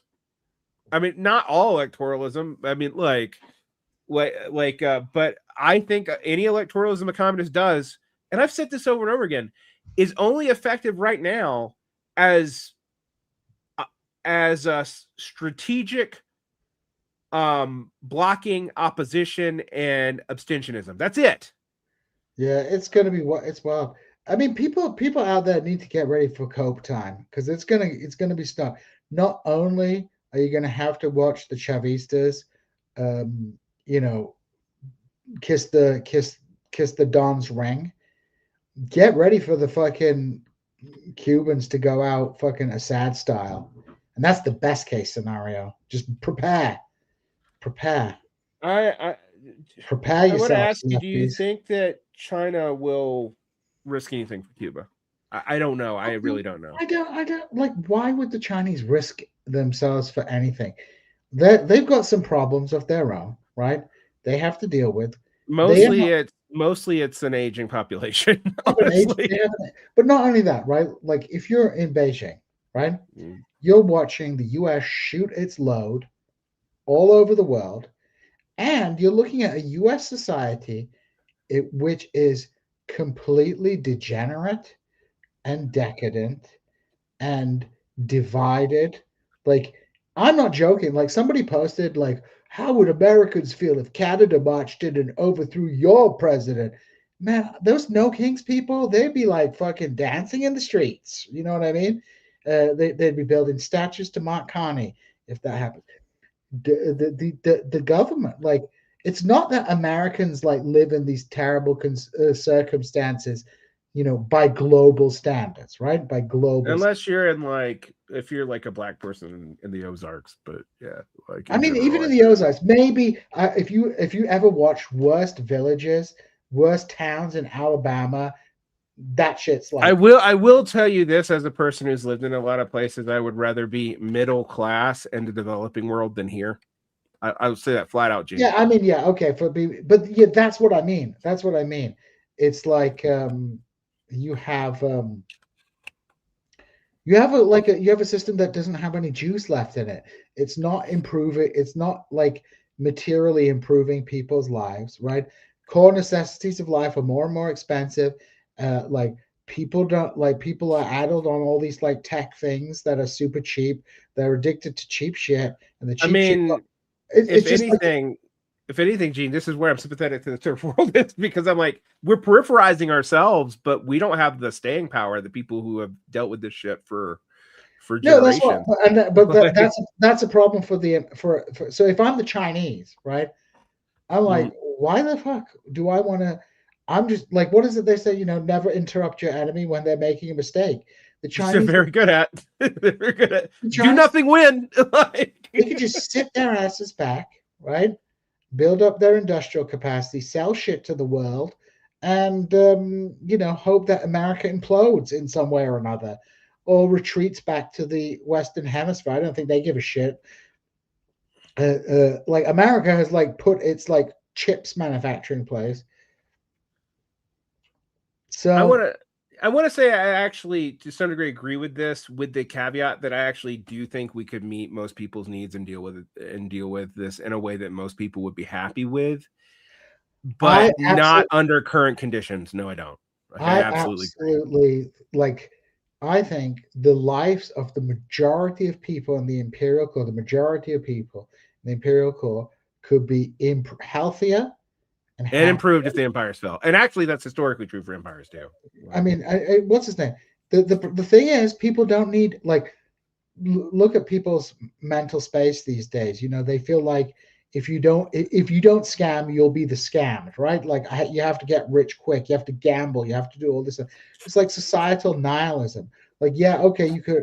Everyone's like whipping their all the girls are getting their knockers out on OnlyFans. the anti-porn people are bringing more people for OnlyFans on artist feeders than anyone else, which also raises the question of are they sex trafficking? Yeah, what is Like, going? It was yeah. I saw a thing about the visas. Yeah, like yeah, they're more visas for gambling, OnlyFans people than anybody else.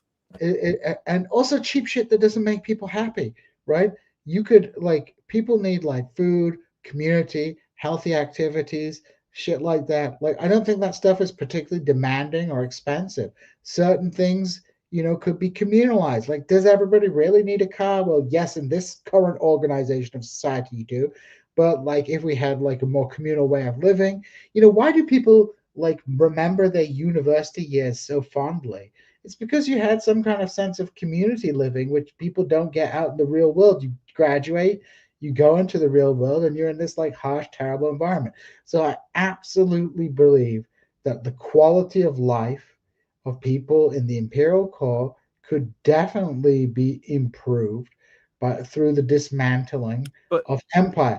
But what that doesn't mean is it that won't be the quality of their GDP though. Like, it won't be their GDP, and it won't be like everybody gets a freaking mansion and a pool, right? no, it will not. I mean, But it like, will be that everybody gets like a nice clean house, and there's a communal well, fucking. probably a nice clean apartment and brutalist infrastructure. But like, I Or like and every corner has a shared fucking gym or something.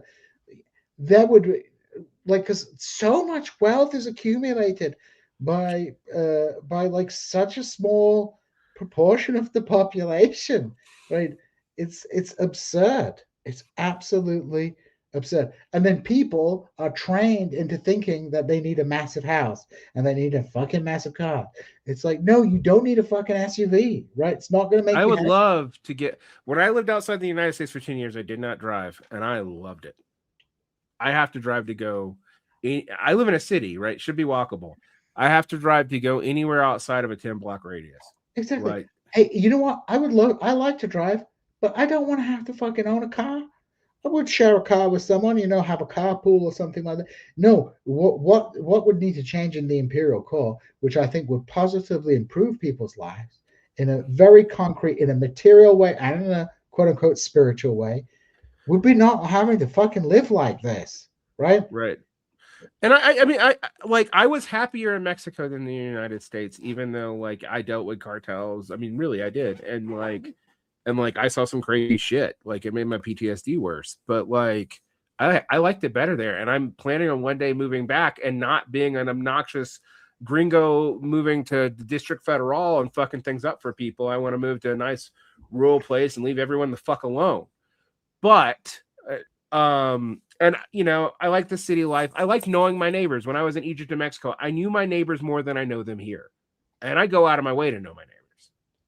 Like, but I also think people are trained to enjoy their alienation, particularly in the Imperial Core. I think that they waste so much fucking energy. We all waste so much fucking energy for shit we don't have to waste, and now we're being, you know, we're paying out the nose for it like everyone else.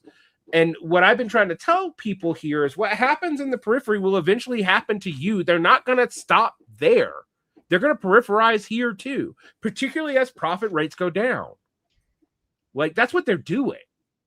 And so, you know, I do think in this weird way that you guys are absolutely correct that like, no, you can't keep up this lifestyle and this way of living that we have now. And the entire world can't live like the American middle class. There's no way. It doesn't make people happy. It doesn't even fucking make people happy. Everyone's fucking miserable all the time. Like, people are stressed and miserable because, you know, they're doing these bullshit jobs, right? They don't feel fulfilled in their life. They have to work. They have to work in bullshit jobs, which really they could probably do in like 20 hours a week, but they have to, like, for the sake of appearances, they have to sit in the office for, you know, I don't know, 45 to 50 hours a week, come home to their big McMansion and like turn on their TV with like 10 subscriptions, which they've like forgotten that they've got. And they have these cheap consumer goods, which like break all the fucking time. You know, that's another problem, Vaughn, right? Like consumer book goods, because of like the importance of planned obsolescence to the, you know, to the consumption model, is that like you have to like, instead of getting a piece of technology or a piece of kitchenware that will last you like, you know, 20-30 years, or you could pass, or a piece of furniture that you hand over to your kids, you're constantly having to buy shit. Even if you pay money for good, like, quote unquote good furniture today, it's a piece of flat pack shit, right? Yeah. So, I would actually yeah, go ahead. the consumption model is not good. So this whole like, you're gonna, people in the Imperial Core, like the massive people in the Imperial Core, are gonna have to take a hit in their like standard of living. I think it's bullshit. Like, yes, on paper you might have like lower. And no, we're not going to be able to get bananas. Like, you know, like, I'm not going to force people to mass cultivate bullshit crops. Like, just, you know, but yeah, people will feel as they hit it first. Fucking grow up with their own bananas. There's a thing called a greenhouse. Like, well, if your you community, okay.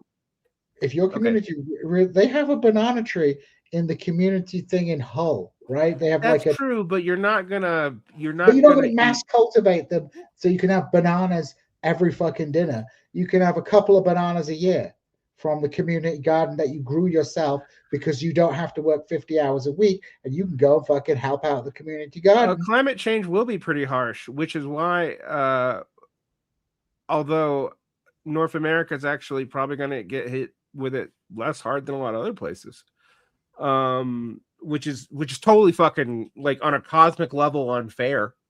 Like, it's totally fucking on a cosmic level unfair. Like absolutely.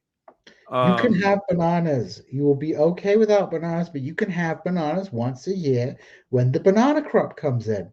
Don't be greedy for bananas. It's not all or nothing. It's, you can have a few bananas. This is what I started doing, Van. I started buying vegetables that were in season. And do you know what? They're better. Because if you buy those shitty strawberries at the wrong time of the year, they don't taste of anything. Look, we're going to get accused of being primitivist if we keep on this. But, like, because people often misunderstand. I know it's not. I know it's not. When I talk about degrowth stuff, people are always surprised. But I'm always like, the reason why I don't like degrowth as a framework, because it's about GDP. And we are going to have to do massive outputs of material conditions to help the developing world. We will. Like, if you want to end unequal exchange, you're going to have to do that. And or you can rustificate the entire planet, but then people aren't going to go around with you. But I also think, in a real sense, once you stop building for commodity growth, like, just think about products that were made before capitalism really figured out that its profits were going to go down if everyone had good shit. This is like mostly 19th century stuff, but even stuff as late as the 50s and 60s, like early industrial products, you can still find them and they still work. Like vinyl systems from the 60s are still pretty fucking good. Now, I admit that was built on the back of massive imperial wealth, but it was also before a lot of this stuff about profit rates was really accepted by people. And the way we hide all this declining profits today is in shrinkflation, planned obsolescence, shittier components. Everyone does it. I mean, we've been tarring the Chinese with that, but I'm like, have you bought American shit lately? The Chinese make every level of stuff, right? They make and they make great stuff. They make the great stuff. Like this myth that the Chinese make rubber stuff. It's like, no, they just make cheap rubber shit sent to you, you dumbass. Like, I don't buy furniture from the furniture shops nowadays. I go to the old places where they have the stuff that was made in the Carolina. No, in where was it? High Hill or what? This is I buy Amish furniture, but it's super expensive. But yeah, you just buy old stuff from dead people, right? And it's better, right? And it's because anything you get now. No, I think like a lot of the consumption that is quote unquote growth is just not wise. No, I mean, we've been juking our GDP with an internal economy on AI, like High Point, North Carolina. Thank you. High Point, North Carolina. And don't get me fucking started on cars, right? Let me tell you a fucking story about. So I've been out in the market for a car, looking for a car. I have a 2005 Chevrolet Colorado. It's getting a little bit old. I'm worried it's going to die at some point. It's done its time. It's 20 years old. It's a classic car. I love it. But, maybe it's time to get a new car. I would love to get a Chinese car. I would love to be able to get a Chinese car, not because I'm not an American, not because I want to undercut American even production. It's just our cars are shit now. I mean, I'm looking at and they're super fucking expensive. Like the cars are ridiculous. One of my colleagues spent $50,000 on a fucking people carrier car. First of all, people need to chill with the size of the cars, right?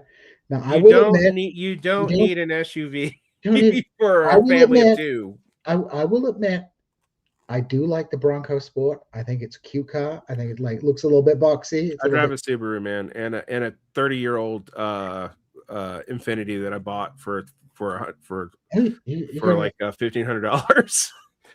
Subarus. I have been looking at the Subarus.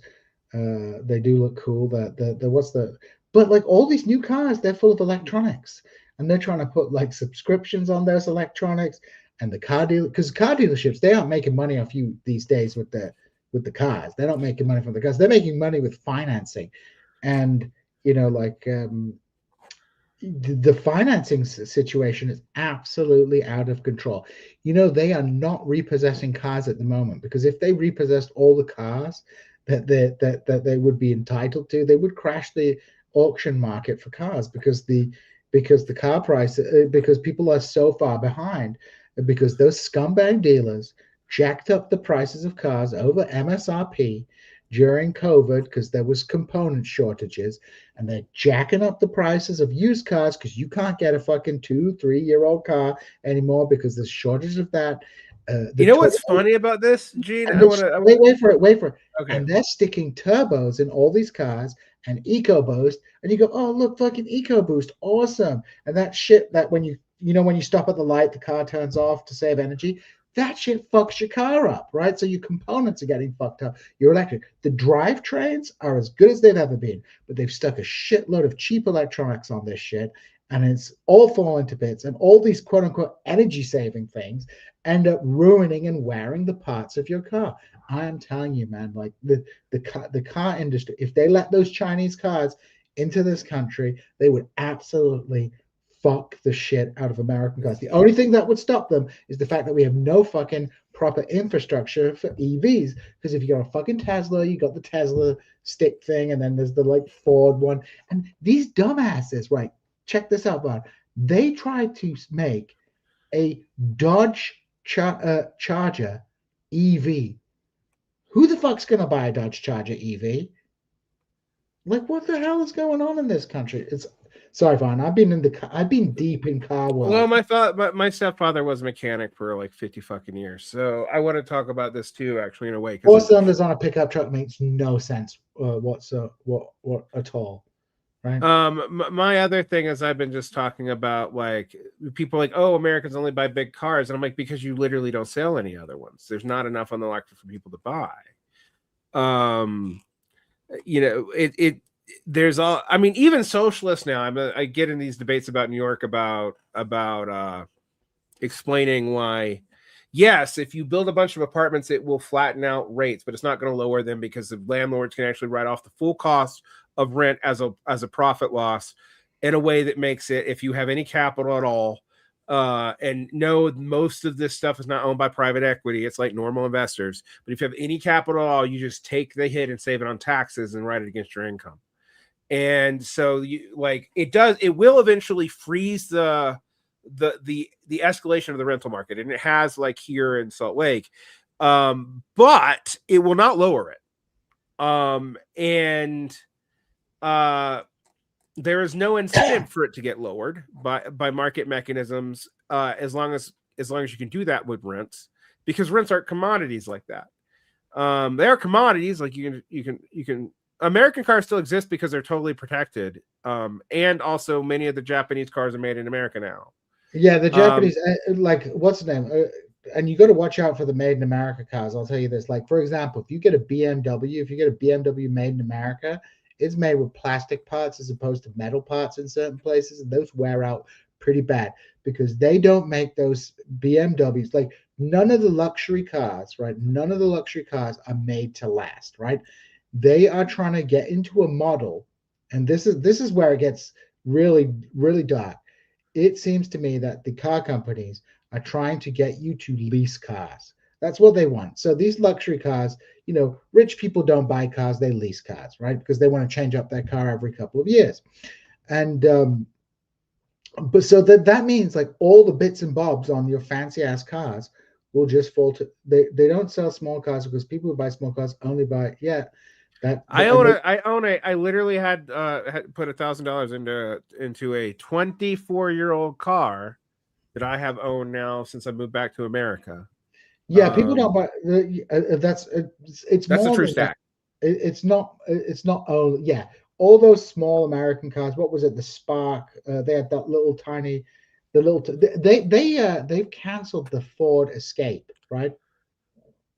But they canceled the Ford Escape not because it wasn't selling. It was their number 2 car behind the F1. Like, this is the problem. Americans love these stupid big cars. The F-150. That thing is insane. Like, it's a huge car. But like the cars that they're making here in America are like just low quality cars. And it's not the Americans' workers' fault. It's the fact that these companies are cutting costs here and there, like removing quality control from the line, like removing the number of workers on the line, because they want to make, and jacking up the prices. So the cost of building the car is cheaper. Like the Bronco Sport, they're jacking up the price to nearly $40,000 for a Bronco Sport. They're building in Mexico. And don't get me started on Jeep and Stellantis.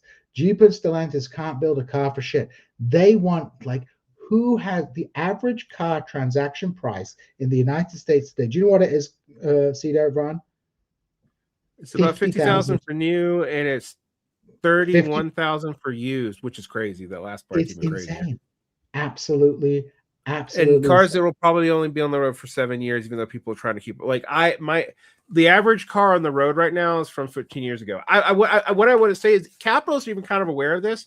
I went to Marty Supreme to watch, the movie. And it was fine. I enjoyed it. Whatever. That's my point. They ran an ad for Chevrolet. And Chevrolet was advertising, like, we're Chevrolet, and it was advertising an early 80s Chevrolet as the car they had the entire thing. Like, our cars last forever. Our 80 Chevrolet still was on the road today. And I'm like, that's not what you're selling me, though. You know that we associate these new cars with breakages. And I also want to talk about something else about the electric cars. It's a problem for this as a strategy for climate change, instead of like mass electric transit. And like, I don't know, I'd love a fucking high-speed electric rail in the United States. Don't tell me you can't do it.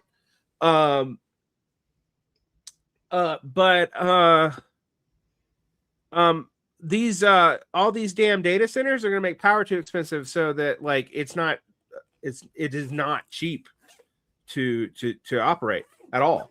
And the best thing, and the best thing about the data centers is this is like pure capitalist logic. So obviously, like from a technical perspective, you would want to build data centers in cold climates because you need to keep it cold. But they build them in the middle of the fucking desert because the land is cheap. Right. They're trying to build some here in Utah. And I'm like, we want to put a nuclear power plant out here for these data centers. And I'm like, we're in the desert and there's no water. Yeah, it's insane. They're going to drink your water too. Your Forerunners got 22. It's not bad. Forerunner's a good car. How old is that Forerunner though? That's not a new Ford. I mean, my Chevrolet has like about the same on it. I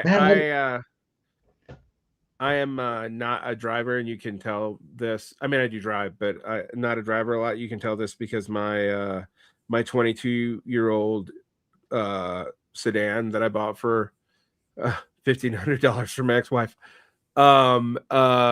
is got less than 130,000 miles on it. Well, you don't do long distance driving. You can like if you don't do long distance driving, you're not going to put that many miles on your car over the years.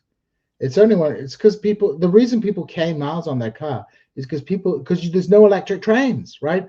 Like if you want to go to St. Louis from Springfield, you have to drive, right? You don't. People are asking me about the Salt Lake. The Salt Lake's almost gone. We're about to have an arsenic cloud here because we're almost out of the Salt Lake. That's pretty great. We have ground that is not suitable. We are getting a lot more rain because of climate change, a lot more rain, but we have ground that's not used to the rain and can't maintain it, so it runs off in the Colorado. So that will eventually change in like 50 years. But right now, the Great Salt Lake is getting lower. And you know what our local politicians and capitalists wanted to do to help the Salt Lake? Cut all the trees down. Because trees use water. I'm serious. This is why people need to understand, like, the ruling class is not super intelligent. No, I mean, this is the thing with like I've been talking about Joseph Tainter and like the decline of elites for a long time because our elites are stupid. Like, just straight up. And I don't mean that they're low IQ, although some of them are. They're ignorant. But they're ignorant. They're super specialized in small things. And then, the people who survive all this stuff, all these subspecializations, are the people who are specialized in scamming, basically. CEOs are like all scammers. This is why the Somali scandal should be celebrated, because that's a sign of assimilation. If they're scamming the federal government for millions of dollars, they're like everybody else. They're like everybody else. I mean, because let's think about how did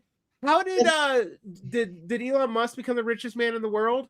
By getting government contracts to prop up his unprofitable business for decades. Thank you. Thanks, Obama. And that's a real thanks, Obama. That's not me being ironic. That's a genuine thanks, Obama. Yeah, that son of a bitch Obama was pouring money. I mean, like, and that cheeky fuck has the nerve to go on about hardworking Somalians scamming the federal government. Do you think it's easy to scam the federal government? You know how much paperwork you have to do?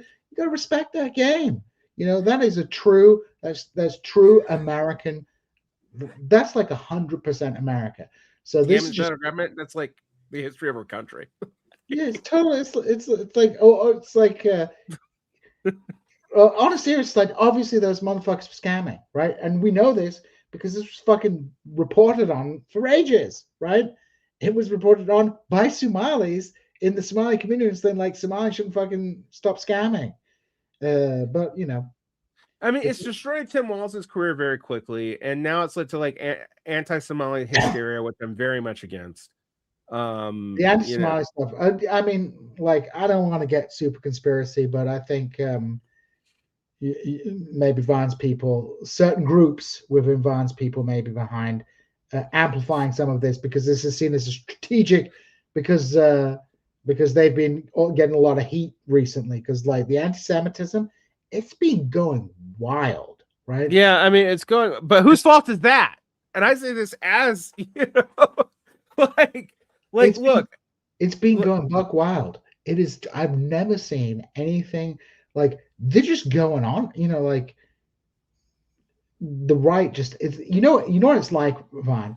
It's like, for decades they've had to keep it in. They've had to keep all that anti-Semitism because it's really the racism of the white man, right? Is the Jew, right? And but the right, they've had to keep it in. Had to kiss the ring. They've had to go to the wall and do the thing, and just they've just cracked. They've just cracked. They're like, no, it's all.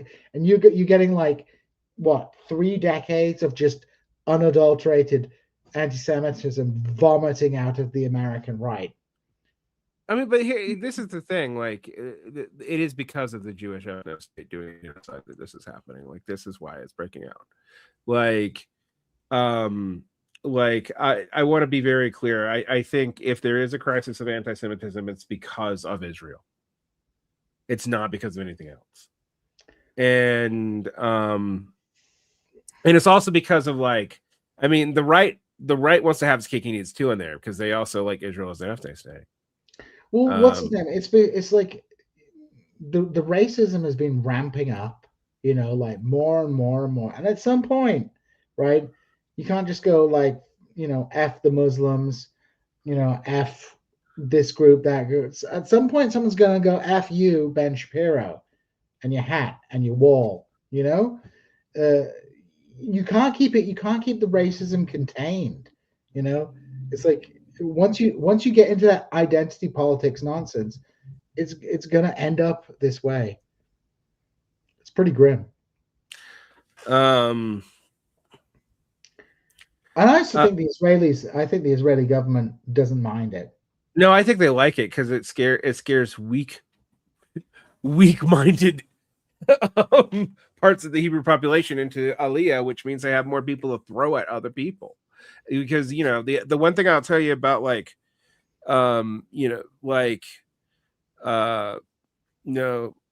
people always talk about Ashkenazis being what drives Israel, but I'm like, they've mostly left, man. Like, if you actually look at the stats, well, it's not that they've mostly left, but it's like large numbers have left. But there's still a big Ashkenazi population there. Yeah, it's like 30% of the population. But the problem is, it's that this is my counterintuitive take. It's like, like Ben Gvir is actually like, he may be like one of the worst Israeli populations, but he's the most Middle Eastern. He's like a straight up.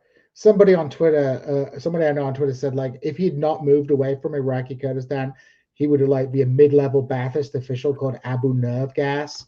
Like he's like straight up. He's a straight up like militia gangster. Yeah. Ben Gvir is not just Mizrahi, he's Kurdish Mizrahi. Yeah, exactly.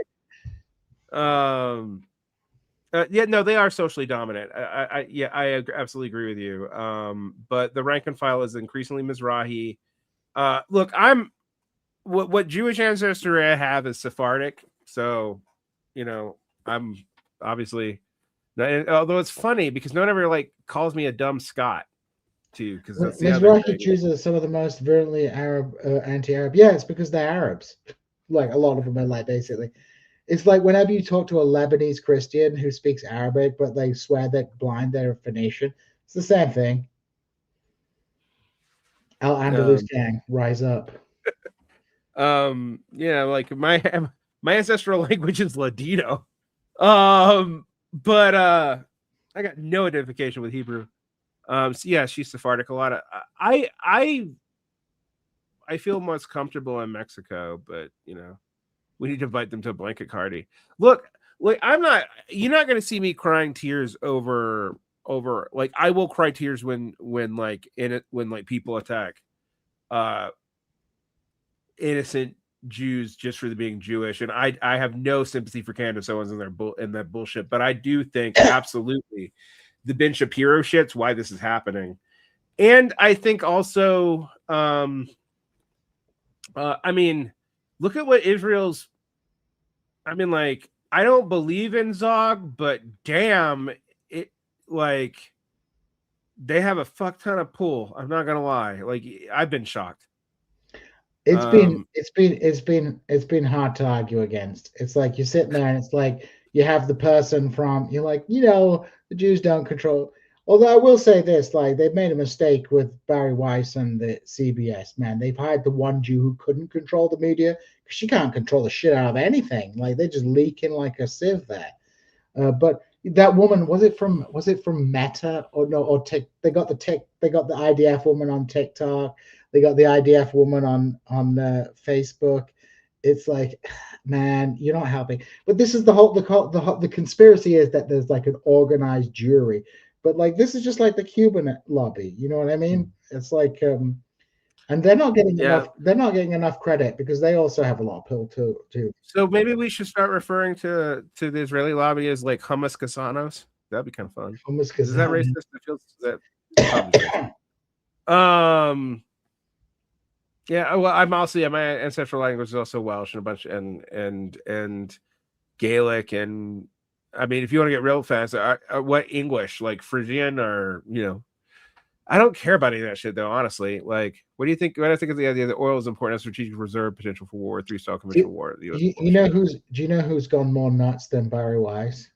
Oh, what's her name? Batia Unga Sargon.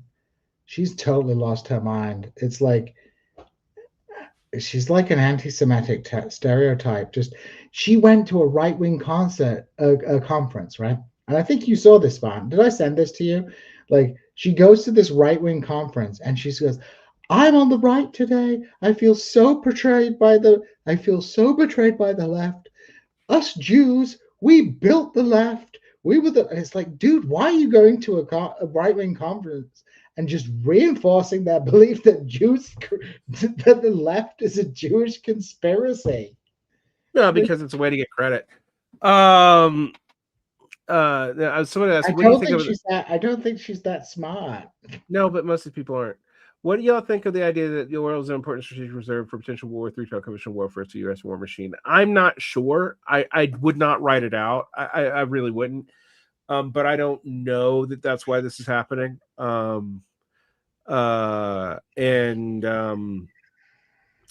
do think maybe it's one to fuck Canada and their tar sands prices. I do think that's part of it because the sour crude from so I have spent the last week learning way more than I ever cared to learn about refineries built in 2000 to 2005 in the Gulf regions, which were built for heavier, deep crude from places like the Orinoco Belt and Venezuela.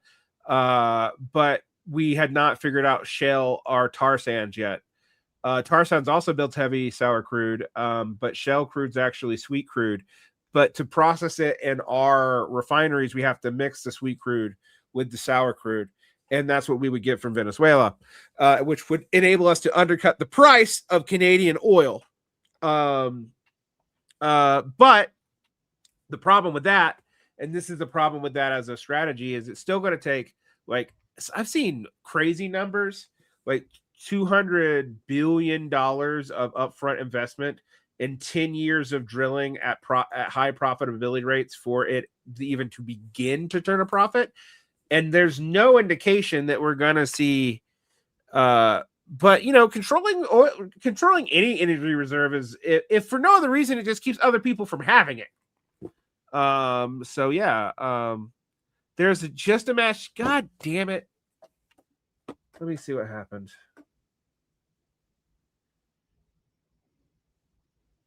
There's been a couple of shootings lately. We're a relatively low crime town. Although the Charlie Kirk thing literally happened up the street from me, so well, not quite literally, but I've literally been where it happened. Okay, it's like 20 minutes away. Local news.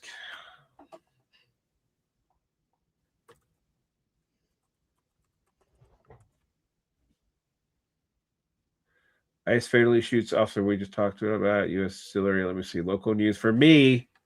Salt Lake City. Incident report in area of 600 north. Oh, that's near where I used to live.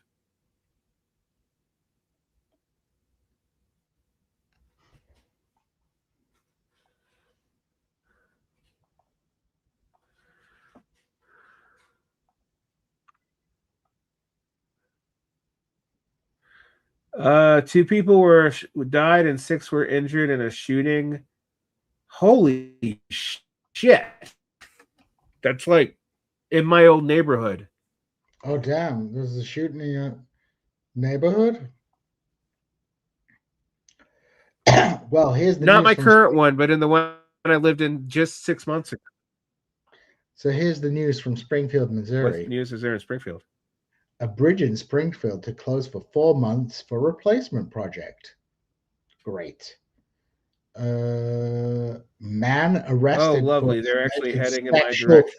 sexual misconduct in Springfield apartment. My word. Well, nothing exciting. Oh, crime. Double murder. Nice. What's going on in Ozark? Oh shit! This was at an LDS meeting house. Oh man, the LDS They people shot up a church. I don't know who did it, but they shut up a church. That's not. It's crazy. That's not even news these days. That's just like normal. Like this is what I find really funny. Evangelicals have realized that they hate Catholics and Mormons again. So, this is crazy, Bob. Like you have all these like Americans, right, who are always like terrified of going abroad, right? And it's like, bro, like you should be more terrified about going to Costco, like because you could die on the way. It's like they're all like worried that they're gonna get taken out by Islamic terrorists, and it's like you're gonna just get taken out by some fucking crackhead on the street, like that. That's like the most likely scenario. Somebody who's like some. I mean, it's like what's the all these people go nuts in this country. That's why this like the guns are a problem. Like the guns make violence more likely, but at the end of the day, it's not the guns that are killing people. They are right. It's like people who kill people. Why do you all need to kill each other? Look, in Iraqi Kurdistan, right? Everybody has a gun, right? And they will shoot each other on a like if they're doing a pogrom or an ethnic massacre or something like that. But there's a time and a place. They don't do it in their free time. That's the difference. That's a society, right? Here it's just random, yeah. right? Well, I mean, no, honestly, it's not just random most of the time, but increasingly it's random. I mean, you are most likely to get killed by someone in your own household. I mean, but still, other societies don't have nearly the amount of random shootings. So This is why I don't leave my house, Vaughn. I just don't leave my house. I go to work. I go to the game shop. I go shopping. Well, you live in Springfield. What? Excuse me. Probably shouldn't have outed you as a. But I mean, it's a relatively large place. It's got things, I suppose. They've got a Big Shots Golf. They've got a Buc-ee's. I did go to Buc-ee's. I did check out the Buc-ee's. What's a Buc-ee's? It's like a toilet, a petrol station with a beaver on it. Oh, I have drove past those before. Okay. People got real excited when they made this thing that was a Buc-ee's, and I was like, there are a lot of petrol pumps there, and the petrol is like 30 cents cheaper at the Buc-ee's than it is in town. So we have Mavericks and Loves and Sap Brothers. They have Mavericks here as well. but they have but the Bucky's is it's God, an we have experience. degenerated to talk. We were talking about like geopolitics, and now we're talking about what our favorite truck stops are.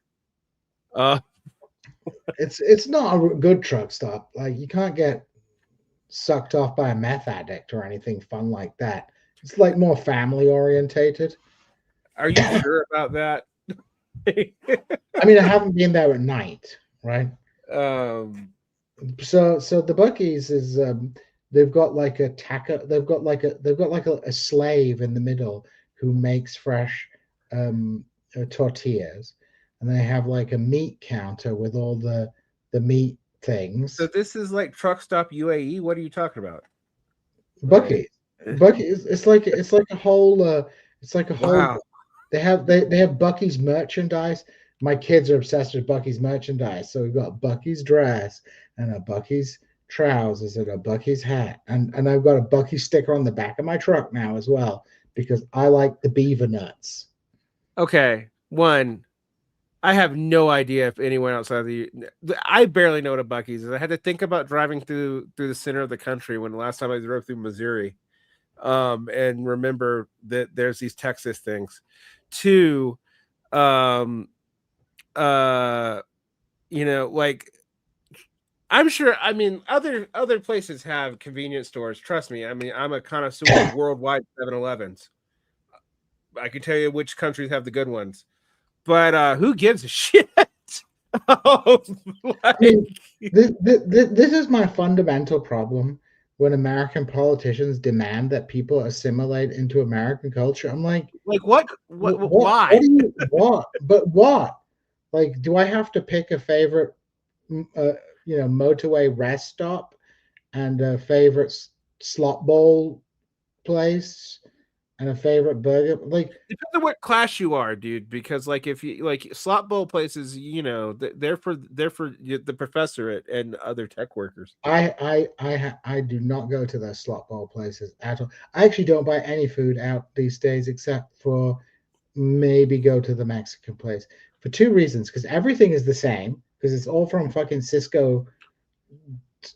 What is that place? Cisco food distribution place.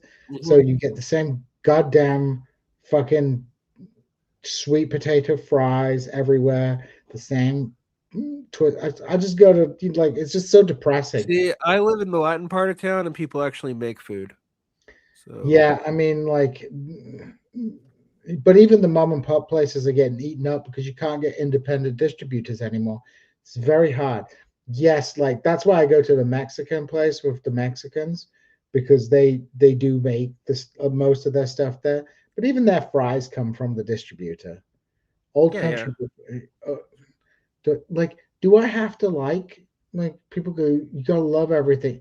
It's like I've been here 10 years. I'm like, I don't know anything about this place. I don't like people go, what's good to so we've got a big Bass Pro.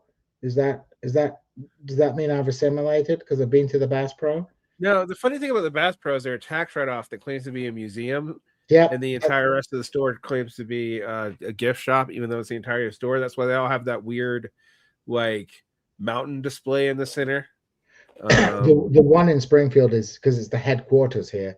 So they have the giant one uh, and they have the NRA museum, National NRA Museum, where you can see Teddy Roosevelt's gun collection.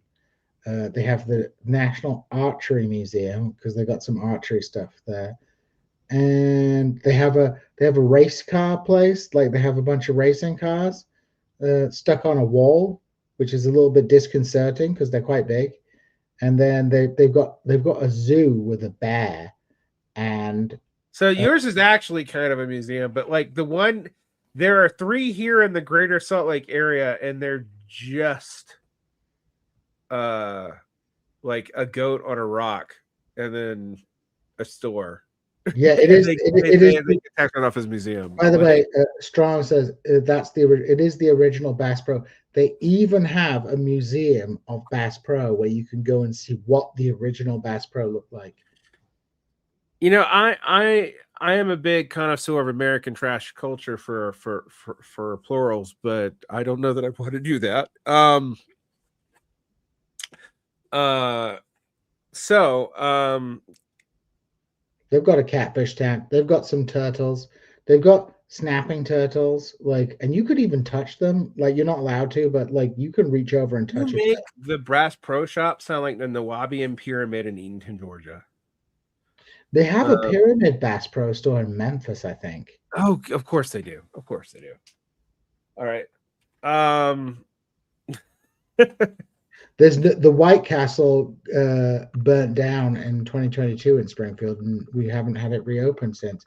And somebody drove their truck into the Panera Bread near my house, and it hasn't reopened since either.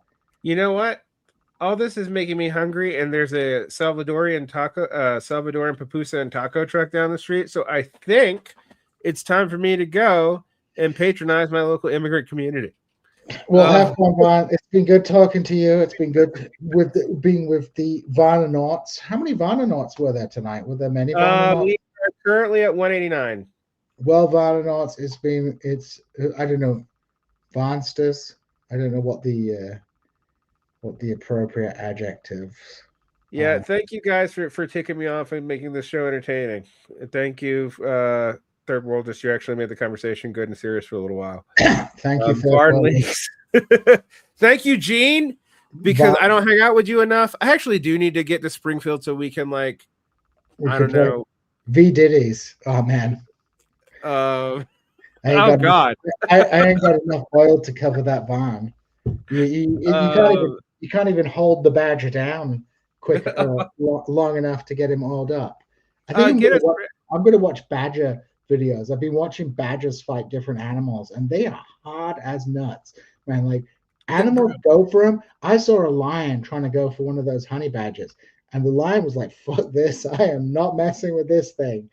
But yeah, well, I'm willing to come back anytime you and the Varnanauts require. So I'll have you. You were always a favorite, and we managed to briefly stay off your hate cycle. So people tune in for the anti-Desi rants, but to be fair, like now that's common, it's not funny anymore. I was a pioneer. I feel like I was an early adopter of Indian hate, and now everyone just got on the bandwagon.